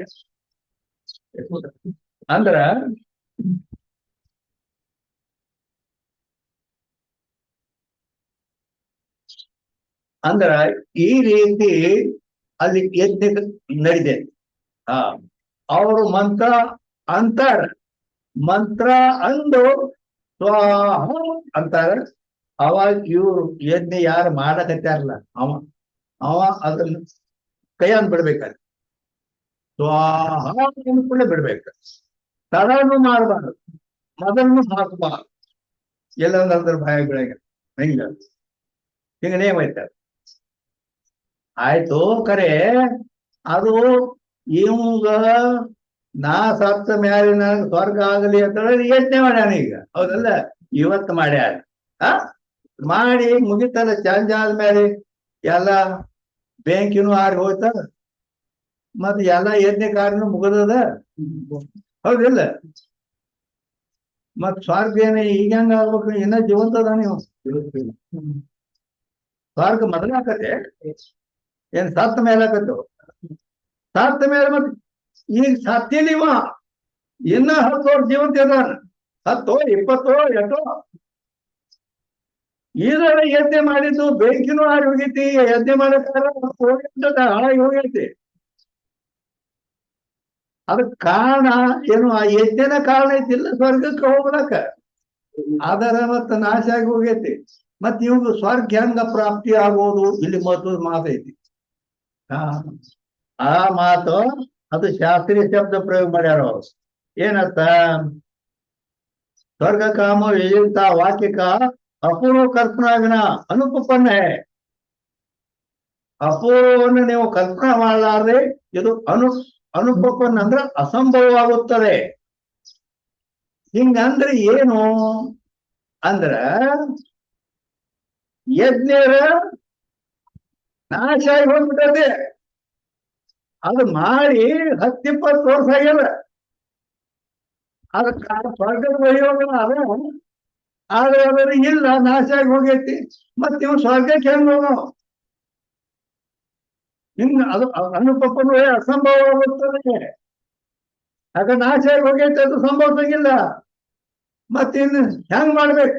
ಇದು ಅವನು ಯಜ್ಞೆ ಮಾಡಿದರೆ ಸ್ವರ್ಗಕ್ಕೆ ಹೋಗ್ತಾನಂತ ಹೇಳಿದ ಮಾತು ಸಂಭವಿಸಬೇಕಾದ್ರೆ, ವೇದ ಹೇಳ್ತದನ್ನ, ಆ ಮಾತು ಸಂಭವಿಸಬೇಕಾದ್ರೆ ಅಪೂರ್ವಕ ಕಲ್ಪನಾ ಅನ್ನೋ ಶಬ್ದ ಬಂದದಿಲ್ಲ ಅಲ್ಲಿ. ಅಪೂರ್ವ ಕಲ್ಪನಾವಿಲ್ಲದೆ ಅನುಪನ್ನ ಅಂದ್ರೆ ಅಸಂಭವ ಆಗುತ್ತದೆ. ಹಿಂಗಂದ್ರೆ ಏನು? ಪುಣ್ಯದ ಕಲ್ಪನಾ ಮಾಡುದು. ಪುಣ್ಯದ ಕಲ್ಪನಾ ಮಾಡ್ಬೋದು ಅಂದ್ರ ಹಂಗಂದ್ರೆ ಏನ್? ಪುಣ್ಯ ಅಂದ್ರೆ ನೀವು ಪಕ್ಕ ತಿಳಿದಿಲ್ಲ ಅಂತ ನನಗೆ ಗೊತ್ತೈತೆ. ಅಂದರೆ ಯಜ್ಞ ಏನೈತೆ ಅಲ್ಲ, ಯಜ್ಞ ಏನ್ ಮಾಡ್ತಾರೆ? ಪುಣ್ಯ ಕರ್ಮ ಏನ್ ಮಾಡ್ತಾರಲ್ಲ ಇವ್ರು, ಏನೋ ಆಯುಷ್ಯದೊಳಗೆ ಎಷ್ಟೋ ಸಲ ದಾನ ಧರ್ಮ ಪರೋಪಕಾರ ಎಲ್ಲ ಮಾಡ್ತಾರೆ. ಇವು ಪುಣ್ಯನ ಕೆಲಸನೇ ಇವು, ಹೌದಿಲ್ಲ? ಇದನ್ನೂ ಪುಣ್ಯನೇ ಐತೆ, ಅದು ಬರೋಬರಿ. ಆದರೆ ಇಲ್ಲಿ ತಾತ್ಪರ್ಯ ಏನೈತಿ ಅಂತಂದ್ರ, ಸ್ವರ್ಗಕ್ಕ ಕಾರಣವಾದ ಯಜ್ಞ ಐತಿ, ಅದರ ಇಲ್ಲ. 10-20 ವರ್ಷ ಮೊದಲ ಅದ ನಾಶ ಆಗಿ ಹೋಗೈತಿ. ಈಗ ಸತ್ತಾನ, ಇವನ್ ಸ್ವರ್ಗಕ್ಕೆ ಹೋಯವ್ರ ಯಾರು? ಹಿಂಗೈತ. ಕಾರಣ ಇಲ್ಲಲ್ಲ, ಸ್ವರ್ಗಕ್ಕೆ ಒಯ್ಯುವ ಕಾರಣ ಇಲ್ಲ, ನಾಶ ಆಗಿ ಹೋಗೈತೆ. ಆದ್ದರಿಂದ ಅಲ್ಲಿ ನಾವು ಏನು ಕಲ್ಪನಾ ಮಾಡಬೇಕಂದ್ರ, ಇವನ ಅಂತಃಕರಣದಲ್ಲಿ ಆ ಯಜ್ಞರ ನಾಶ ಆಗೈತಿ. ಈಗ ನಾನು ಹೇಳಿದ್ದು ಎಲ್ಲಿದಿಂದ ಶುರು ಮಾಡಿಲ್ಲ ಇದನ್ನ. ಅರ್ಥಾಪತ್ತಿ ಪ್ರಮಾಣ ಇವತ್ತು ಶುರು ಮಾಡೇನಿ. ಅದೆಲ್ಲ ಅಲ್ಲಿದಿಂದ ಇಲ್ಲಿ ತನಕ ಕೇಳ್ಕೊಂಡು ಬಂದಿರಿ, ಕೇಳಿ ಮುಂದೆ ನಾವು ಅರ್ಧಂಗ ಅದು ನಾಶ ಆಗಿ ಹೋಗ್ಕೋತ ಬಂದೈತಿ. ನಾ ಹೇಳಿದ್ದೆಲ್ಲ ಏನ್ ಹೇಳಿದ್ನಿ? ಕೃತಾರ್ಥಾಪತ್ತಿ ಯಾವ ಉದಾಹರಣೆ ಕೊಟ್ಟಿದ್ದೆ? ದಿವಾಭೋಜಿ ಪೀರೋ ದೇವದತ್ತ ದಿವಾಭೋಜಿ. ಆ ದೇವದತ್ತ ತಪ್ಪಾಗಿ ನಾನು ಆದ್ರೆ ಯಾರು ದಿನಾನು ಊಟ ಮಾಡಿಲ್ಲ ಅಂತ ಹೇಳಿದ್ನೇ ಇಲ್ಲ. ಅದ್ರ ಈಗ ನೆನಪೈತಿ ಇಲ್ಲ? ನೆನಪು ಹೆಂಗೈತೆ ಅದು? ಅಂದ್ರ ಆ ಶಬ್ದನ ಹೇಳಿದ್ದು ಅವಾಗ ನಾಶ ಆಗೈತಿ, ಮುಂದೆ ವರ್ಧನೆ ಬೇರೆ. ಅದು ನಾಶ ಆಗಿ ಪೂರ ನಾಶ ಆಗಿ ಹೋಗಿಲ್ಲದು. ಅದು ಏನು ಮಾಡೈತಂದ್ರ ಸಂಸ್ಕಾರ ಹುಟ್ಟಿಸ್ತೈತಿ. ಸಂಸ್ಕಾರ ಲಕ್ಷಣ ಏನು? ಸಂಸ್ಕಾರ ಛಾತ್ರಿ ಶಬ್ದ ಹೌದಲ್ಲದ. ಸಂಸ್ಕಾರ ಅಂದ್ರೆ ಏನ್? ಜ್ಞಾನಕ ಸೂಕ್ಷ್ಮ ಅಂದ್ರ ಆ ನಾ ಹೇಳಿದ ಶಬ್ದದ್ದು ನಿಮಗೆ ಜ್ಞಾನ ಇದೆ. ಸ್ಥೂಲ ದೇಹ ಸಂಭವಿಸ್ಬೇಕಾದ್ರ ರಾತ್ರಿ ಉಳ್ತಾನು ಅಂತ ಕಲ್ಪನಾ ಮಾಡಿದ್ದು ಇದೆಲ್ಲ ಹೇಳಿದ್ದ ಐತಿ ಇಲ್ಲ. ಅದು ಈಗ ಮರ್ತು ಬಿಟ್ಟಿರ್ ನಾ ಈಗ ಮುಂದೆ ಬಂದಾಗ ಎಲ್ಲಿ ಅದು ದುಷ್ಟಾರ್ಥಾಪತ್ತಿ. ಅದು ಮುಂದೆ ಅದನ್ನ ಬಿಟ್ಟು ನಾ ಸುತಾರ್ಥಾಪತ್ತಿ ಹೇಳೇನಿ, ದ್ವಾರ ಅಂತ ಹೇಳೇನಿ. ಮುಂದೆ ದೇವದತ್ತು ಜೀವತಿ ಅಂತ ಅದನ್ನ ಹೇಳೇನಿ. ಅದನ್ನೆಲ್ಲ ಇಟ್ಟೆಲ್ಲ ಹೇಳ್ಬೇಕು ನಾಶ ಹೋಗೈತಿ. ದೇಹದ ಸ್ಥೂಲತ್ವ ಇತ್ತು, ರಾತ್ರಿ ಊಟದ ಕಲ್ಪನಾ ಅನ್ನೋದು. ಆದ್ರೆ ಆ ಶಬ್ದ ನಾಶ ಆದರೂ ಕೂಡ ಅಂತಃಕರಣದಲ್ಲಿ ಅದು ಸಂಸ್ಕಾರ ಅಂದ್ರ ಜ್ಞಾನಕ ಸೂಕ್ಷ್ಮ ಅವಸ್ಥಾ ಕುಸಂಸ್ಕಾರ ಸಂಸ್ಕಾರದ ಲಕ್ಷಣ. ಜ್ಞಾನದ ಸೂಕ್ಷ್ಮ ಅವಸ್ಥಾ ಅಲ್ಲಿ ಆಗಿ ಅದು ಹೆಂಗ ಅಂದ್ರ ಪೆನ್ಲೆ ಬಾಲ್ ಪೆನ್ಲೆ ಈ ಕಾಗದ ಮೇಲೆ ಬರಿತಾನವ, ಹೌದಿಲ್ಲ? ಅದರ ಹಿನ್ನೆಲೆ ಏನೈತಲ್ಲ, ಆದ್ರೆ ಗೆರಿ ಅಕ್ಷರ ಇಲ್ಲ, ಆದ್ರೆ ಬರೀ ಗೆರಿ ಮೂಡಿದ್ದ ಕಾಣ್ತದಿಲ್ಲ. ಹಂಗ ಸಂಸ್ಕಾರ ರೂಪದಿಂದ ಉಳಿತೈತ. ಅದು ಈಗ ಮತ್ತೆ ನೆನಪಿಗೆ ಬರ್ಬೇಕಾದ್ರೆ ಏನ್ ಕಾರಣ ಗೊತ್ತದ? ಸಂಬಂಧ ಬರ ಅಂದ್ರ ಸಂಬಂಧ ಸಾದೃಶ್ಯ ಚಿಂತನೆಗಳ ಮೂಲಕವಾಗಿ ಆ ಸಂಸ್ಕಾರವು ಉದ್ಭೂತವಾಗುತ್ತದೆ. ಆ ಸಂಸ್ಕಾರ ಐತಿ, ಕೇಳಿ ಆದ್ರೆ ಮುಂದೆ ಹೇಳ್ತಾ ಹೋದಾಗ ಆ ಕೃತಾರ್ಥಾಪತ್ತಿ ಎಷ್ಟ್ ಪ್ರಕಾರದ ಅಂತ ನಾನು ಮುಂದೆ ಹೇಳ್ಕೋತ ಹೋದ್ಕೂಡ ಅವಾಗ ನಾಶ ಹಾಕೋತ ಬಂದಿರ್ತದ. ಆದ್ರೆ ಸಂಸ್ಕಾರ ಬಿಟ್ಟಿರ್ತದಲ್ಲಿ ಬರ್ದಾಮ ಹಿಮ್ಮೇಲೆ ಅದು ಗೆರಿ ಮೂಡಿರ್ತದ, ಹೌದಿಲ್ಲ? ಹಂಗ ಸಂಸ್ಕಾರ ರೂಪದಿಂದ ಅನುಭೂತ ರೂಪದಿಂದ ಇರುತ್ತದೆ. ಅಪ್ರಕಟ ತಾಕು ಅನುಭೂತ ಕೈ ಅಪ್ರಕಟ ಪ್ರಕಟ ರೂಪದಿಂದ ಇಲ್ಲ, ಅಲ್ಲಿ ಬರದಕ್ಷರ ಇಲ್ಲ. ಆದ್ರ ಅದು ಸೂಕ್ಷ್ಮ ರೂಪದಿಂದ ಗೆರಿ ಇರ್ತದೆ. ಆದ್ದರಿಂದ ಅಪ್ರಕಟ ರೂಪದಿಂದ ಸಂಸ್ಕಾರವು ಇರುತ್ತದೆ. ಆ ಅಪ್ರಕಟ ರೂಪ ಸಂಸ್ಕಾರವು ಉದ್ಭೂತ ಆಗ್ಬೇಕಾದ್ರೆ ಉದ್ಭೂತ ಸಂಸ್ಕಾರ ಮಾತ್ರ ಜನ್ಯ ಜ್ಞಾನ ಸ್ಮೃತಿ. ಆ ಸಂಸ್ಕಾರ ಉದ್ಭೂತ ಆಗ್ಬೇಕು. ಉದ್ಭೂತ ಮಾತ್ರ ಜನ್ಯ ಜ್ಞಾನಂ ಸ್ಮೃತಿ. ಅವಾಗ ಸ್ಮೃತಿ ಹಾಕಲ್ಲ ಅವನು. ಹೌದು, ಇದನ್ನ ಹೇಳಿದ್ರು. ಅವ ಹಗಲು ಉಳ್ಳಿಲ್ಲ ಅಂದ್ರೂ ರಾತ್ರಿ ಉಣ್ತಾನಂತೇಳಿ ಆ ದೇಹ ತಪ್ಪಾಗಿದೆ ಅಂತ ಹೇಳಿದ್ರು. ಗೊತ್ತಾಗತ್ತಿಲ್ಲ? ಸ್ಮರಣೆ ಬರ್ತಾ ಇತ್ತು. ಆಗ ಸ್ಮೃತಿ ಉದ್ಭೂತ ಆಗ್ಬೇಕಾದ್ರ ಆ ಸಂಸ್ಕಾರ ಉದ್ಭೂತ ಆದಾಗ ಸ್ಮೃತಿ ಆಕತೆ. ನೆನಪೈತಿ ಲಕ್ಷಣ ಏನದ ಲಕ್ಷಣ ಅಂತ ಕೇಳ್ತೀನಿ. ನೆನಪೈತಿ ಹೇಳಬೇಕಂದ್ರ ಬಾಯಾಗ ಐತಿ ಬರವಾಲ್ದು ಅಂತಾನ. ಬಾಯಾಗ ಐತಿ ಬರವಾಲ್ದು ಅಂದ್ರ ಕೈ ಹಾಕ್ತೀವಿ ಆದ್ರ ಅಂದ್ರ ಸಂಸ್ಕಾರ ಉದ್ಭೂತ ಆಗಿಲ್ಲ. ಅದು ಉದ್ಭೂತ ಆಗಬೇಕಾದ್ರೆ ಅದಕ್ಕೆ ಕಾರಣ ಐತಿ. ಸಂಬಂಧ ಸಾದೃಶ್ಯ ಚಿಂತನೆಗಳ ಮೂಲಕವಾಗಿ ಇಷ್ಟೆಲ್ಲ ಗುಪ್ತ ರೂಪದಿಂದ ಇವು ಸಾಮಗ್ರಿಗಳದಾವು.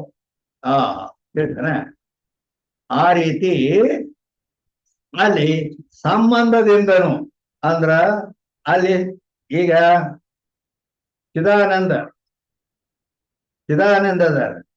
ಚಿದಾನಂದ ಇಲ್ಲ, ಅವನ ಮಗ ಅವನಲ್ಲಿ ಆ ಶಾಲೆಗೆ ಹೋಗೋ ಹುಡುಗ. ಅವನ್ನ ನಾವು ನೋಡ್ಕೊಳ್ಳೋಣ, ನಮ್ಗೆ ಯಾರು ನೆನಪಾಗತ್ತೆ? ಚಿದಾನಂದ ಯಾಕೆ ನೆನಪಾಯ್ತು ಆ ಚಿದಾನಂದದ್ದು? ಅವರಿಗೆ ಜನ್ಯ ಜನಕ ಭಾವ ಸಂಬಂಧ ಐತೆ ಅಲ್ಲಿ. ಅಂದ್ರೆ ಇವ ಚಿದಾನಂದನ ಮಗ, ಚಿದಾನಂದನ ನೆನಪಾಗತ್ತೆ. ಯಾಕಂದ್ರೆ ಸಂಬಂಧ ಐತಿ ಆ ಹುಡುಗಗ ಚಿದಾನಂದಗ, ಹೌದಿಲ್ಲ? ಈ ಸಾದೃಶ್ಯದಿಂದಲೂ, ಸಾದೃಶ್ಯ ಅಂದ್ರೆ ವಾಪಸ್ ನೋಡಿದ್ರೆ ನಮ್ಮಲ್ಲಿ ಮಠದಾಗಿದ್ದ ಸಾಧು ಇವು ಹಿಂಗ ಇಬ್ಬರಿಗೆ ಹೋಗೋದಿಕ್ಕೆ ಒಂದೇ ಸಾದೃಶ್ಯ. ಆ ಸಾದೃಶ್ಯದಿಂದಲೂ ಅವನು ನಮ್ಮ ಮಠದಾಗಿದ್ದ ಸಾಧು ಇಲ್ಲೇ ಬಂದ ನೋಡ್ತೀವಿ, ಇವು ಬೇರೆ ಅವು ಬೇರೆ, ಹೌದು. ಸಾದೃಶ್ಯದಿಂದಲೂ ಅದ ಸಂಸ್ಕಾರ ಉದ್ಭೂತ ಕತೆ. ಚಿಂತನದಿಂದ ಮೂಲ ಸಂಬಂಧ ಸಾದೃಶ್ಯ ಚಿಂತನ. ಚಿಂತನ ಈಗ ಭಜನೆ ಹಾಡ್ಲಕತ್ತಾನ, ಮುಂದಿನ ನುಡಿ ನೆನಪಾಗುವಲ್ಲ. ಎರಡು ನುಡಿ ಹಾಡಿ ಮೂರನೇ ನುಡಿ ಹಿಂಗ್ ಮಾಡ್ತಾರೆ, ಹಿಂಗ್ ಮಾಡ್ತಾರೆ, ಹಿಂಗ್ ಮಾಡ್ತಾರೆ, ನೆನಪಾಗ್ಬಿಡ್ತಾರೆ. ಅಂದ್ರೆ ಚಿಂತನ, ಅದ್ರ ಚಿಂತನೆ ಮಾಡಕ್ ಏನೋ ಐತಿ ಏನೋ ಐತಿ ಅಂತೇಳಿ ಆ ಮೊದಲನೇ ಅಕ್ಷರ ನುಡಿ. ಚಿಂತನದಿಂದಲೂ ಸಂಸ್ಕಾರ ಉದ್ಭೂತವಾಗುತ್ತದೆ. ಸಂಬಂಧದಿಂದ, ಸಾದೃಶ್ಯದಿಂದ, ಚಿಂತನ ಮೂಲಕವಾಗಿ ಆ ಸಂಸ್ಕಾರವು, ಅಂತಃಕರಣದಲ್ಲಿದ್ದ ಸಂಸ್ಕಾರವು ಉದ್ಭೂತವಾಗುತ್ತದೆ. ಆವಾಗ ಉದ್ಭೂತ ಸಂಸ್ಕಾರ ಮಾತ್ರ ಜನ್ಯ ಜ್ಞಾನ ಸ್ಮೃತಿ ಅಂತ ಸಿಗ್ತದೆ. ಆದ್ದರಿಂದ ಈ ರೀತಿ ಇಲ್ಲಿ ಏನ್ ಬೇಕಾಗಿದೆ? ಇವು ಎಲ್ಲ ಎಲ್ಲಿರ್ತಾವು? ಎರಡೊಂದೇ, ಎರಡು ನಾಲ್ಕು, ಎರಡು ಮೂರನೇ, ಆರು ಅಂದದ್ದು ಒಂದಕ್ಕೆ ನಾ ಸಾಲಿ ಕಲಿಯಾಗ ಕಲ್ತಿದ್ದೆ, ಹೌದಿಲ್ಲ? ಈಗ ನಿಜಗುಂಡ್ರ ಶಾಸ್ತ್ರಗಳೆಲ್ಲ, ಹಿಂದಿ ಶಾಸ್ತ್ರಗಳೆಲ್ಲ, ಕಾಶಿಯ ಸಂಸ್ಕೃತ ಎಲ್ಲ ಅವು ಎಲ್ಲ ಅದಾವ್ರಿ. ಈಗ ಏನ್ ಅವ್ರ ಸಂಸ್ಕಾರ ಮಾತ್ರ ಕಂಪ್ಯೂಟರ್ದಾಗ ಇದ್ದಂಗ ಅದಾವು, ಬರೀ ಟಚ್ ಮಾಡೋದಿಟ್ಟವೆ.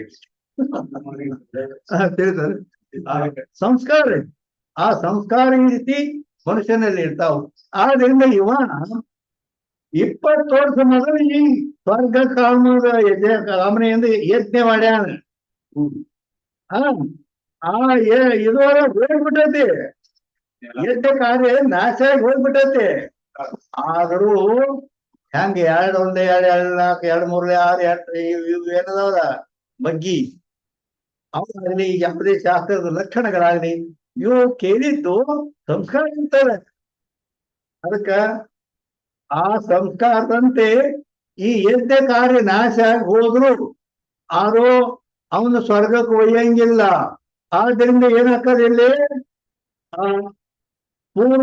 ಅಪೂರ್ವದ ಅಪೂರ್ವ ಕಲ್ಪನಾವಿನ ಅನುಪಪನ್ನ. ಹೇಗೆ ಅನುಪಪನ್ನ ಅಂದ್ರ ಆ ಯಜ್ಞ ಕಾರ್ಯ ಇವನು ಸ್ವರ್ಗಕ್ಕೆ ಹೋಗೋದು ಅಸಂಭವವಾಗುವುದರಿಂದ ಮತ್ತೇನ್ ಮಾಡ್ಬೇಕು?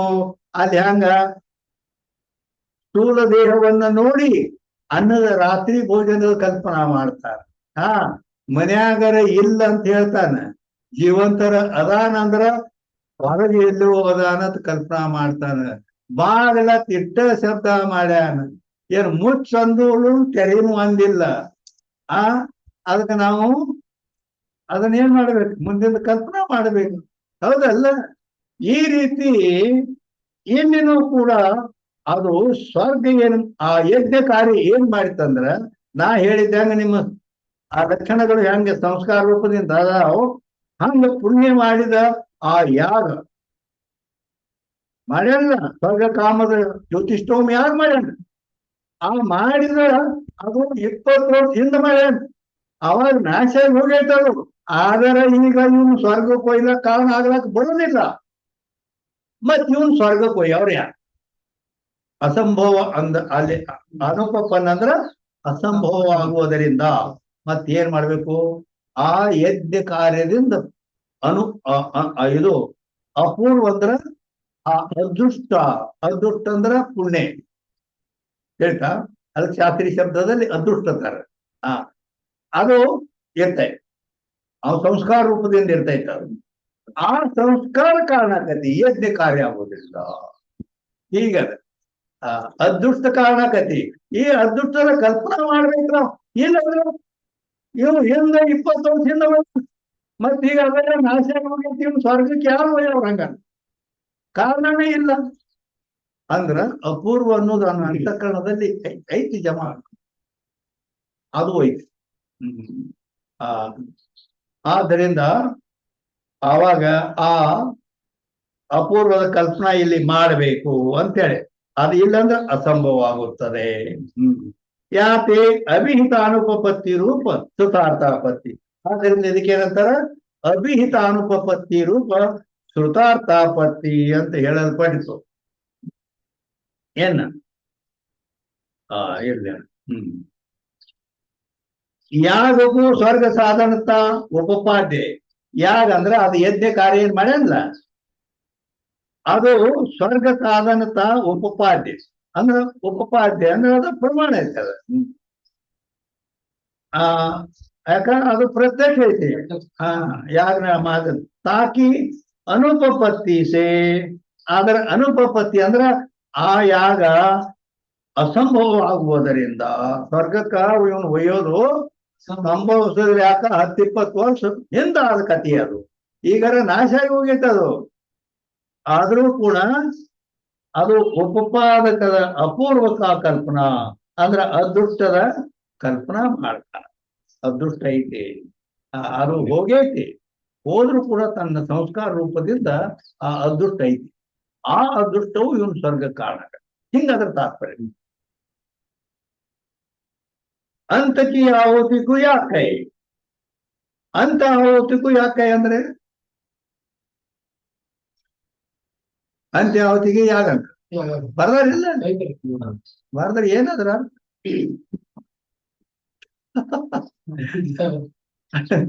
ಅಂದರೆ ಅಂತ್ಯ ಆಹುತಿ ಅಂದ್ರ ಲಾಸ್ಟ್ ಮಾಡಿ ಇದನ್ನ ಎಲ್ಲಾ ಒಂದು ತಾಸುಗಟ್ಲೆ ಮಾಡ್ತಾರ ಅವ್ರು. ಹೇಳ್ತಾ ಅವ ಎಲ್ಲಾ ದೇವತೆಗಳ ಹೆಸರು ತಗೋತಾನ, ಹಿಂಗ ಎಲ್ಲಾ ಇದು ಮಾಡಿ ಅವರು ಹೆಸರು ತಗೋತಾರ, ಸ್ವಾಹ ಅಂತಾರ, ಇವ್ರು ಹಾಕ್ತಾರ, ಮುಂದ್ ಮಂತ್ರ ಸ್ವಾಹ ಅಂತಾರ. ಹಿಂಗೆಲ್ಲಾ ಒಂದು ತಾಸುಗಟ್ಲೆ ಇದು ನಡೀತೈತಿ. ನಡೆದು ಕಡೆಗೆ ಮುಕ್ತಾಯ ಬಂತು ಅಂತಂದ್ರ ಆವಾಗ ಅಂತ್ಯ ಅಂದ್ರ ಕೊನೆ, ಲಾಸ್ಟ್ ಏನು ಮಾಡ್ತಾರೋ ಅಂತಂದ್ರ ಅದು ಕೆಲವರು ಬಲಿ ಕೊಡ್ತಾರ. ಆ ಬಲಿ ಕೊಡೋದು ಅದ ಬಲಿನ ಕೊಡ್ಬೇಕಂತ ಏನಿಲ್ಲ, ದೇವ್ರಿಗೇನು ಪ್ರಾಣಿ ಹತ್ಯನೇ ಬೇಕಂತ ಏನಿಲ್ಲ. ಅದನ್ನ ಏನ್ ಮಾಡ್ತಾರ ಅಂತಂದ್ರ ಈ ಕೆಲವರು ಸುಶಿಕ್ಷಿತರು ಒಳ್ಳೆಯವರು ಏನ್ ಮಾಡ್ತಾರ ಅಂದ್ರ ಆ ಒಂದು ಕಟ್ಟಿಗೆದು ಚಮಚೆ ಇರ್ತೈತಿ, ಅದರಲ್ಲೇ ತುಪ್ಪ ಹಾಕೋದಿರ್ತೈತಿ. ಅದು ಹೇಳ್ತಾ ಅದು ತುಪ್ಪ ಹಾಕ್ತಿರ್ತಾರೆ ಅಲ್ಲಿ. ಅದರಾಗ ಒಂದು ತೆಂಗಿನಕಾಯಿ, ತೆಂಗಿನಕಾಯಿ ಐತಲ್ಲ, ಆ ತೆಂಗಿನಕಾಯಿ ಅದ್ರಾಗ ಇಡ್ತಾರ. ತುಪ್ಪ ಹಾಕ್ತಾರ, ಅದ್ರಾಗ ಆ ತೆಂಗಿನಕಾಯಿ ಇಡ್ತಾರ. ಅಲ್ಲಿಂದ ಅವ ಮಂತ್ರ ಅಂತಾನ. ಮಂತ್ರ ಅಂದ ಕೂಡ್ಲೆನ ಅಂದ ಸ್ವಾಹ ಅಂದ ಕೂಡ್ಲೆ ಅವಾಗ ಆ ತೆಂಗಿನಕಾಯಿ ಆ ಬೆಂಕಿ ಒಳಗೆ ಹಾಕ್ಬೇಕ. ಆ ಎಳೆದಾಗ ಅಲ್ಲಿ ಉರಿ ಆರಿರಬಾರ್ದು, ಬೆಂಕಿ ಆರಿರಬಾರ್ದು, ಬ್ಯಾರೆ ಇದು ಹೋಗಿ ಬ್ಯಾರೆ ಕಡೆ ಬೀಳಬಾರ್ದು. ಅದರಲ್ಲೇ ಬೆಂಕಿಯಾಗ ಬೀಳ್ಬೇಕು. ಮತ್ತ ಅದರಲ್ಲೇ ಎಷ್ಟು ತುಪ್ಪ ಉಳಿದಿರ್ತೈತಿನ್ನ ಅದನ್ನು ಎಲ್ಲ ಅದ್ರ ಮೇಲೆ ಸುಡುತ್ತಿರ್ತದೆ. ಅದು ಎಂಡ್ ಮುಗಿತ್ತಲ್ಲಿ. ಅದು ಹಾಕಿದ ಮೇಲೆ ಮತ್ತೊಂದು ಏನು ಮಾಡಂಗಿಲ್ಲ. ಅದಕ್ಕೆ ಅಂತ್ಯ ಆಹುತಿಗೂ ಯಾಗಣ ಹಿಂಗದ ನೇಮ್. ಅದಕ್ಕ ಈ ರೀತಿ ಅಲ್ಲಿ ಸಮಾಪ್ತಿ ಅದ. ಹೆಂಗ್ ಎಲ್ಲಿ ಗೊತ್ತಪ್ಪ ಇದು ಅಂತ್ಯ ಆಹುತಿಗೂ ಯಾಕೆ ಏನ್ ಸುಖ ವಿಶೇಷ ಸ್ವರ್ಗ ಅಂತಲ್ಲ, ಸ್ವರ್ಗ ಕಾಮು ಅಂತೇಳಿ. ಸ್ವರ್ಗ ಅಂದ್ರೆ ಏನು? ಸ್ವರ್ಗದ ಕೇಳಿರಿ, ಎಲ್ಲರೂ ಕೇಳಿರಿ, ಹೌದಿಲ್ಲ? ಸ್ವರ್ಗ ನರಕಗಳನ್ನು ಕೇಳಿರ್ತೀರಿ. ಸ್ವರ್ಗ ಅಂತ ಎದಕ್ಕೆ ಅನ್ನಬೇಕು ಅಂದ್ರೆ ಇಲ್ಲಿ ಇವ್ರೇನ್ ಹೇಳಿದ್ರು, ವಿಶೇಷ ಸುಖಕ್ಕೂ ಸುಖ ವಿಶೇಷಕ್ಕೂ ಸ್ವರ್ಗ ಐತಿ. ಸುಖ ವಿಷಯಕ್ಕೆ ಹೌದಿಲ್ಲ? ಹಂಗಂದ್ರೆ ಹಂಗಾದ್ರೆ ತಿಳ್ತಾನೆ ಇವ್ರು ಬರೀ ಸುಖಾನೇ ಇರ್ತದಂದ್ರೆ ಬರೀ ಸುಖಾನೇ ಇರ್ತದಂದ್ರೆ ಏನ್ ಅಂದ್ರೆ ಅರ್ಥಾತ್ ಅಲ್ಲಿ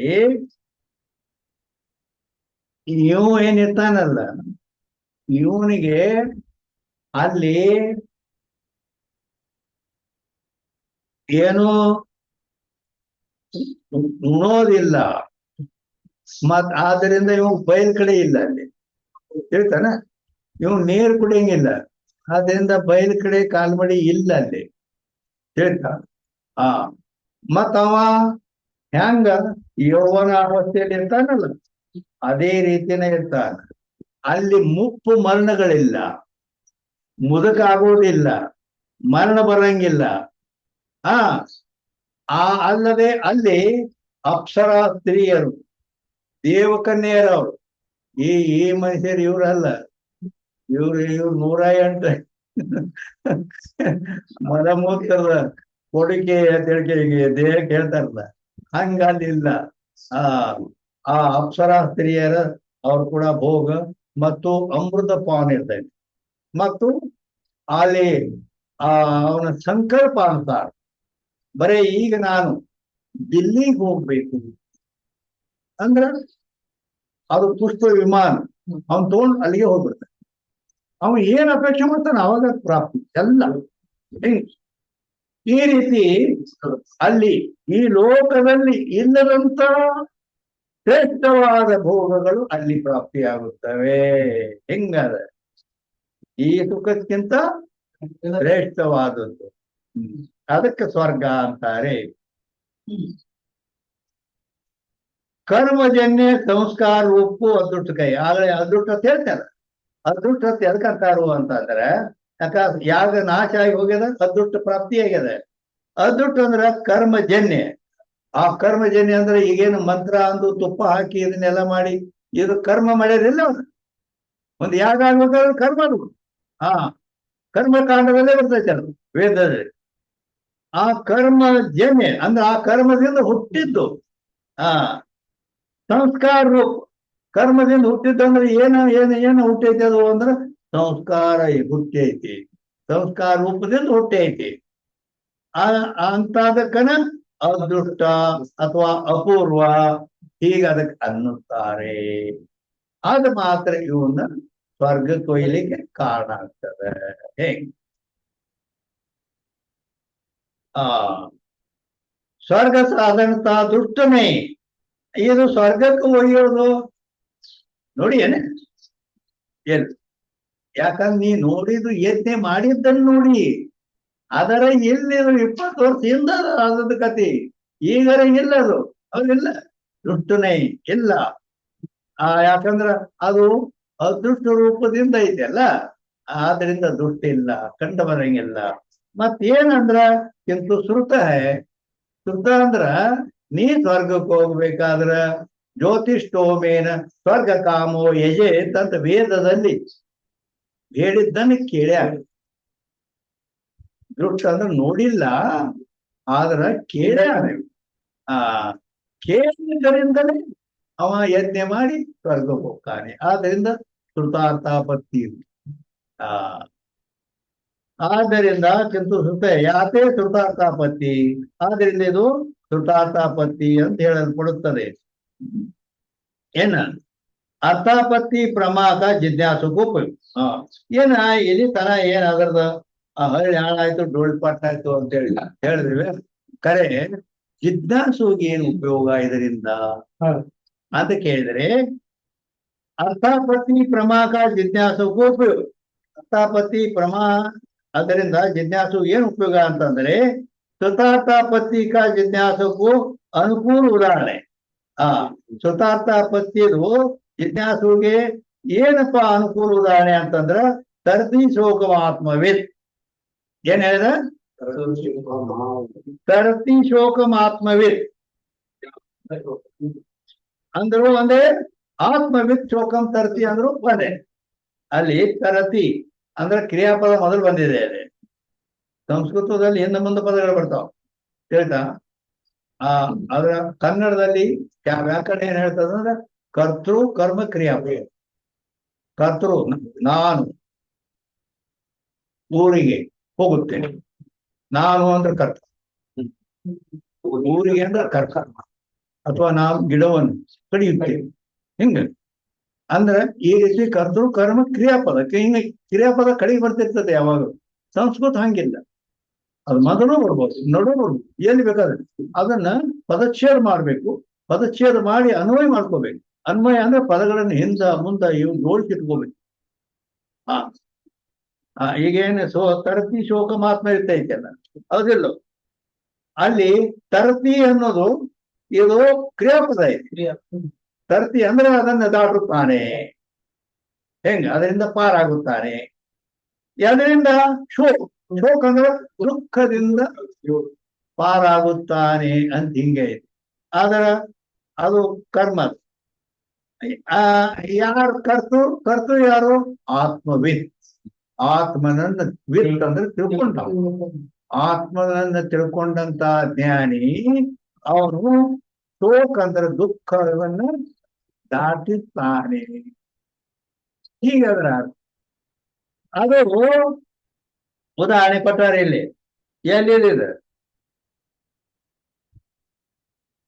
ಎಲ್ಲಿದು ಅಂತಂದ್ರೆ ಶ್ರುತಿ ಐತದು. ಇದು ಸಾಮವೇದದ ಚಾಂದೋಪನಿಷತ್ತಿನ 7ನೇ ಅಧ್ಯಾಯದಲ್ಲಿ ಬರ್ತದೆ ಅದು.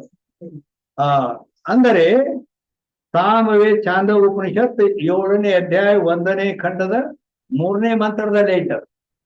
ಸಾಮವೇದ ಚಾಂದೋಪನಿಷತ್ 7ನೇ ಅಧ್ಯಾಯ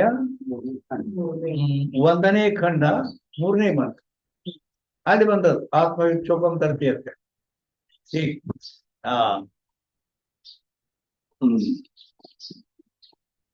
ಅಂದ್ರ ಆತ್ಮಜ್ಞಾನಿ ದುಃಖವನ್ನು ದಾಟುತ್ತಾನೆ. ಯಾವ ಜನರ ಮರಣ ದುಃಖ ಆಗಲಿ ಅದಕ್ಕೂ ಅಂದಂಗಿಲ್ಲ. ನಾಳೆ ಬಪ್ಪುದು ನಮಗೆ ಹಿಂದೆ ಬರ್ಲಿ, ಹೌದಂದ್ರೆ ಎಂದ ಬಪ್ಪುದು ನಮಗ ಈಗಲೇ ಬರ್ರಿ, ಹೌದಿಲ್ಲ? ಇದಾಗದನ ಪ್ರಪಂಚದಲ್ಲಿ ಏನೇ ಅನೇಕ ದುಃಖಗಳು ಬರ್ತಾವ. ಕೋಟಿಗಟ್ಟಲೆ ಹಾನಿ ಆಗ್ತದ, ಮಕ್ಕಳು ಮರಿತಾ ಇರ್ತಾವು, ಹೆಣ್ಸ್ತಾ ಇರ್ತಾಳ, ಏನಕ್ಕತಿ ಆಗ್ತೈತಿ ಹೋಗ್ತೈತಿ, ಹೌದಿಲ್ಲ? ಆದರೂ ದುಃಖ ಆಗುವುದಿಲ್ಲ. ಯಾಕಾಗುವುದಿಲ್ಲ? ಹೌದಿಲ್ಲ? ಮತ್ತೆ ಎಲ್ಲರಿಗೆ ಯಾಕವು, ಅವಾಗ ಯಾಕಾಗುವುದಿಲ್ಲ ಅಂದ್ರ ಬಾಧೆ ತನ್ನೋಳು ತೋರದು ಪಾರಮಾರ್ಥ ಬೋಧೆ ನೆಲೆಗೊಂಡು ನಿಂದ ಮೇಲೆ ಬಾಧೆ ತನ್ನೋಳು. ಜ್ಞಾನ ಪ್ರತಿಪಾದನದಲ್ಲಿ ಹೇಳಿದ ಪುತ್ರ ಪಾರಮಾರ್ಥ ಬೋಧೆ ಅಂದ್ರೆ ಈ ಆತ್ಮಜ್ಞಾನ, ಬ್ರಹ್ಮಾಸ್ಮಿ ಜ್ಞಾನ ಅವನ ಹೃದಯದಲ್ಲಿ ಅದು ಆಗಿತ್ತು ಅಂತಂದ್ರೆ ಹಂಗ ಕಬ್ಬಿಣ ಛಾನ್ ಅಂತಾರಲ್ಲ, ಕಬ್ಬಿಣ ಕಡೆ ಛಾನ್, ಅದು ಕಂಬಾರ್ ನೀರು ಕುಡಿಸ್ತಾನ. ಅದಕ್ಕೆ ಕಂಬಾರ್ ಏನ್ ಮಾಡ್ತಾನ, ಆ ತಿಥಿಯೊಳಗ ಕಾಸಿ ಬಡ್ದು ಮಾರಿ ಮಾಡ್ತಾನ. ಅದ್ರ ಚೂಪು ಮಾಡಿ ಹಂಗಾದ್ರೆ ಕಬ್ಬಿಣ ಕಡಿದ್ರೆ ಮಣಿತೈತಿ. ಅದ ಅವ ಚರ್ ನೀರಾಗಿ ಇರ್ತಾನ, ಚರ್ ಚಂದ ಮಾಡ್ತೈತೆ. ಅದ ಮತ್ ತೆಗಿತಾನೆ. ಅದಕ್ಕೆ ತುದಿಗೆ ನೀರು ಕುಡಿಸ್ಬೇಕು, ಬಾಳ ಒಳಗಿಲ್ಲ, ಬಾಳಟಿ ಎದ್ದಂಗಿಲ್ಲ. ಆ ತುದಿಗೆ ಎಷ್ಟೊತ್ತು ಕುಡಿಸ್ಬೇಕು, ಅದ ಹೆಚ್ಚಿಗೆ ಕುಡಿದ್ರೆ, ಹೆಚ್ಚಿಗೆ ನೀರು ಕುಡಿದ್ರೆ ಮುಗಿದು ಬೀಳ್ತೈತೆ. ಕಡಿಮೆ ನೀರು ಕುಡಿದ್ರೆ ಮಣಿತೈತೆ. ಅದ ಆದ್ದರಿಂದ ಪ್ರಮಾಣದಿಂದ ನೀರು ಕುಡಿಸ್ತಾನ. ಅಂದ್ರೆ ಅದ ಕಬ್ಬಿಣವನ್ನ ಮನೆಯಂಗಿಲ್ಲ. ಹಂಗ ಇವನ ಅಂತಃಕರಣ ಜ್ಞಾನವೆಂಬ ಬೋಧೆಯನ್ನ ಪಾರಮಾರ್ಥ ಬೋಧೆ ನೆಲೆಗೊಂಡು ನಿಂದ ಮೇಲೆ ಯಾವಾಗಲೂ ಅಂತಃಕರಣದಲ್ಲಿ ಆ ಜ್ಞಾನ ಇತ್ತಂದ್ರೆ, ಅಂತಃಕರಣ ಜ್ಞಾನವೆಂಬ ನೀರನ್ನು ಕುಡಿದಿತ್ತಂದ್ರೆ ಲೌಕಿಕಗಳು ಹೆಂಡತಿ ಸಾಯಲಿ, ಮಗ ಸಾಯಲಿ, ಕೋಟಿಗಟ್ಟಲೆ ನುಕ್ಸಾನ ಆಗಲಿ, ಅಥವಾ ಎಂತಾರೋ ದೊಡ್ಡ ಕದ್ದ ಜಗತ್ತ ಅಲ್ಲೋರ್ ಕಲ್ಲೋರಾಗಿ ಮುಳುಗಿ ಹೋಗ್ತೈತೆ ಅಂದ್ರೂ ಜೂಮ್ ಅನ್ನಂಗಿಲ್ಲ. ಹೇಳ್ತಾನೆ. ಆದ್ದರಿಂದ ಬಾಧೆ ತನ್ನೋಳು ತೋರಲು ಪಾರಂಪರಿಕ ಬೋಧೆ ನೆಲೆಗೊಂಡ್ರು ನಿನ್ನ ಮೇಲೆ ಅಂತ ಹೇಳಿ ನಿಲ್ಗೊಂಡು ಹೇಳ. ಅದಕ್ಕಾಗಿ ಇಲ್ಲಿ ತರತಿ ಆತ್ಮ ಶೋಕವಿತ್ ಅಂತರ ಇಲ್ಲಿ ಇದಾಗಿದೆ.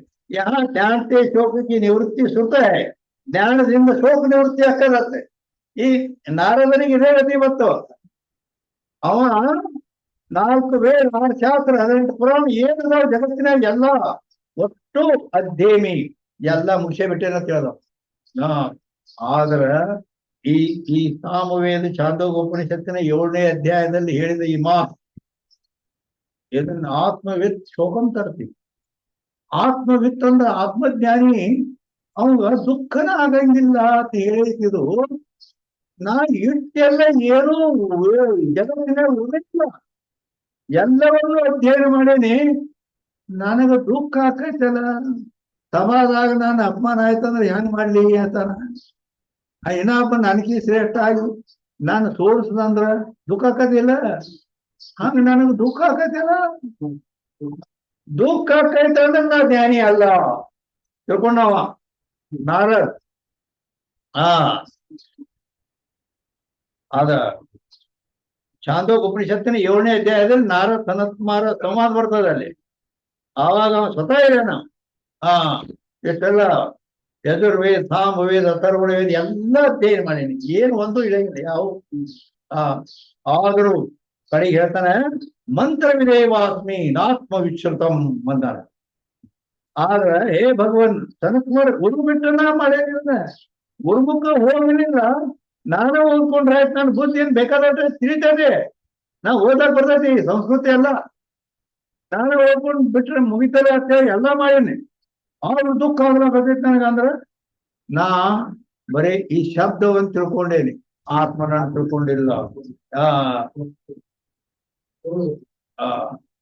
ಮಂತ್ರವಿದೇವಾಸ್ಮಿ ನಾತ್ಮ ವಿಶ್ರುತಂ.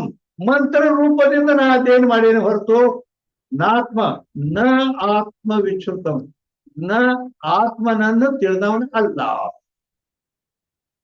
ಅದಕ್ಕೆ ನನಗೆ ದುಃಖ ಆಗ್ತೈತಿ.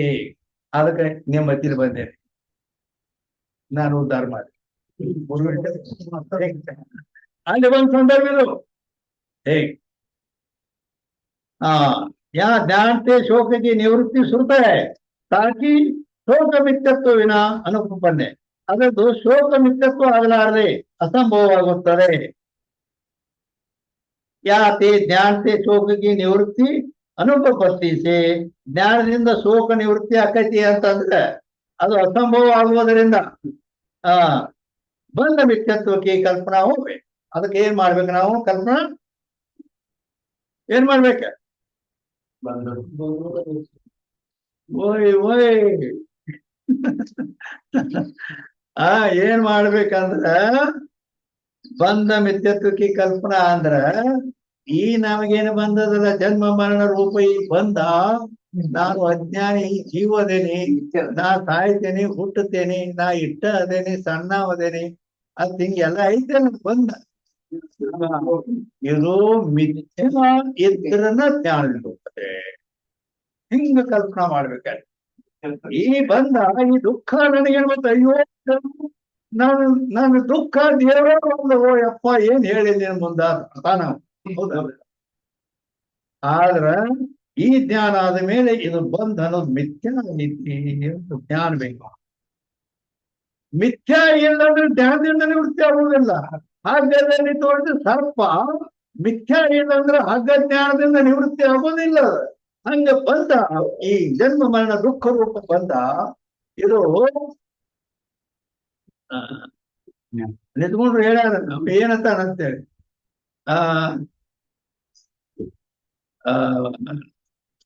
100,000 ಕೋಟಿ ಉಂಟು ಶಂಕರ, ಎಷ್ಟು ದುಃಖದಾವಪ್ಪ ನಾ ಎಷ್ಟು ಹೇಳಿದ್ದೇನೆ ಮುಂದ. 100 ಕೋಟಿ ಸಾವಿರ ದುಃಖಗಳದಾವ ನನಗೆ ಅಂತ ಹೇಳ್ತಾನೆ. ಹೌದಿಲ್ಲ? ಆದ್ರೆ ಇವೆಲ್ಲ ಆತ್ಮಜ್ಞಾನ ಆದ ಮೇಲೆ ಮಿಥ್ಯ ಆಗಿ ಬಿಡುತ್ತವೆ. ಹಿಂಗೆ ಆದ್ದರಿಂದ ಇಲ್ಲಿ ಏನಪ್ಪಾ ಅಂತಂದ್ರ ಇದು ಜ್ಞಾನದಿಂದ ನಿವೃತ್ತಿ ಆಗಬೇಕ. ಹೆಂಗ ಹಗ್ಗದ ಜ್ಞಾನದಿಂದ ಸರ್ಪ ನಿವೃತ್ತಿ ಆಗುವಂತೆ ಇದಕ್ಕೆ ಅಧಿಷ್ಠಾನವಾದ ಬ್ರಹ್ಮಜ್ಞಾನದಿಂದ ಈ ಬಂಧ ನಿವೃತ್ತಿ ಆಗುತ್ತದೆ. ಆ ಬಂಧ ಮಿಥ್ಯಾ ಇದ್ರನ್ನ ಜ್ಞಾನದಿಂದ ಹೋಗ್ತದೆ, ಸತ್ಯ ಇದ್ರ ಜ್ಞಾನದಿಂದ ಹೋಗುದಿಲ್ಲ. ಮಿಥ್ಯಾ ಸರ್ಪ ಇದ್ರೆ ಜ್ಞಾನದಿಂದ ಹೋಗತಿ, ಸತ್ಯ ಇದ್ದರೆ ನೀ ಬೇಕಾದಷ್ಟು ಜ್ಞಾನ ಮಾಡ್ಕೊ. ಮತ್ತೆ ಏನ್ ಬೇಕದಕ್ಕ ಬಡಿಗೆ ಬೇಕ. ಸತ್ಯ ಸರ್ಪಿತ್ತ ನಿವೃತ್ತಿಗೆ ಬಡಿಗೆ ಅಂದ್ರೆ ಕರ್ಮ ಬೇಕು. ಕರ್ಮದಿಂದ ಸತ್ಯವಾದದ್ದು ಕರ್ಮದಿಂದ ನಿವೃತ್ತಿ, ಮಿಥ್ಯವಿದ್ದರೆ ಜ್ಞಾನದಿಂದ ನಿವೃತ್ತಿ. ಈಗ ನೇಮದವ ಹೇಗೆ ಆದ್ದರಿಂದ ಮಿಥ್ಯಾ ಬಂಧಕಿ ಕಲ್ಪನಾ ಹೋವೆ. ಬಂಧ ಮಿಥ್ಯತ್ವ ಉಪಪಾದಕ. ಬಂಧ ಮಿಥ್ಯತ್ವ ಅನ್ನೋದು ಉಪಪಾದಕ ಐತಿ, ಅದರ ಪ್ರಮ ಐತಿ. ಅದು ಜ್ಞಾನತೆ ಶೋಕ ನಿವೃತ್ತಿ ಉಪಪಾದ್ಯ. ಜ್ಞಾನದಿಂದ ಶೋಕ ನಿವೃತ್ತಿ ಅನ್ನೋದು ಅದು ಉಪಪಾದ್ಯ ಅಂದ್ರೆ ಪ್ರಮಾಣ ಐತಿ. ಸೊ ದುಷ್ಟನೇ ಶ್ರುತ. ಇದು ಏನೈತಿ, ಜ್ಞಾನದಿಂದ ನಿವೃತ್ತಿ ಆಕತಿ, ದುಃಖ ನಿವೃತ್ತಿ ಅಂತ ಹೇಳಿದ್ದು ಇದೇನು ದುಷ್ಟ ಐತೆ ಕೇಳಿ ಶ್ರುತಿ ಹೇಳಿದ್ದು ಕೇಳ. ಆದ್ರಿಂದ ಶ್ರುತಾರ್ಥ ಪತ್ತಿ. ಯಾಕೆ ಶ್ರುತಾರ್ಥ ಪತ್ತಿ ಹೇ? ಈಗ ಮುಖ್ಯಗಳು ನಡೀತೈತೆ.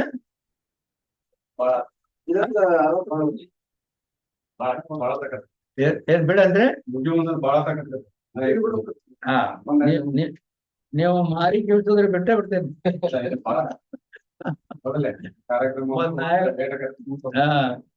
ನಾನು ಈಗ ಇಲ್ಲಿ ನೋಡಿ, ಇಲ್ಲಿ ಕೊಟ್ಟ ಬೆಗೆದು ಕೊಡ್ತೇನೆ. ಈಗ ಹಣ ತಾಳೋದಿಲ್ಲ, ಆದ್ರೂ ನಾ ಬಿಡೋಪಕ್ಕಿ ಅಲ್ಲ. ಎಲ್ಲಿಗೆ ಬಂತ ಸಂಗಯ್ಯ? 58ಕ್ಕ ಇಲ್ಲ 59ರಿಂದ ಇರ್ಲಿ. ಹೌದಿಲ್ಲ? ಆದ್ದರಿಂದ ಉಪಾದನೆಕ್ಕಿಂತೂ ಶ್ರುತ ಯಾಕೆ ಶ್ರುತಾರ್ಥ ಪತ್ತಿ ಹೇ. ಇಲ್ಲಿಗೆ ಬಂದ ಮುಗಿತಾರ. ಹೌದಿಲ್ಲ? ಏನು ಮಹಾವಾಕ್ಯಗಳಿಂದ 101 ಮಹಾವಾಕ್ಯನಮೆ ಅದ್ರಾಗ ಬಾಳ ಐತಿ. ಯಾಕ ಬಹುವಚನ ಪ್ರಯೋಗ ಐತೆ ಅಲ್ಲಿ. ಮಹಾವಾಕ್ಯಮೇ ಅಂದಿಲ್ಲ, ಮಹಾವಾಕ್ಯನಮೆ. ವಾಕ್ಯಗಳಲ್ಲಿ ಏನೈತಿ ಕನ್ನಡದಾಗ? ಗಳಿಂದ ಅಂದ್ರೆ ಬಹುವಚನ. ಅದಕ್ಕೆ ಮಾತಲ್ಲಿ ಐತಿ, ಇರ್ಲಿ ಇದೆ ಮತ್ತೆ ಕೆಲರೋದ್ ಐತೆ ಅದ್ರಾಗ. ಅದೇ ಅದಕ್ಕ 159ನೇ ಅಂಕದಿಂದ ಮುಂದೆ ನಡೆಯುತ್ತದೆ. ಇದರ ಸಲುವಾಗಿ ಇದನ್ನು ತಪ್ಪಿಸಬಾರ್ದು ಅಂತ ಹೇಳಿ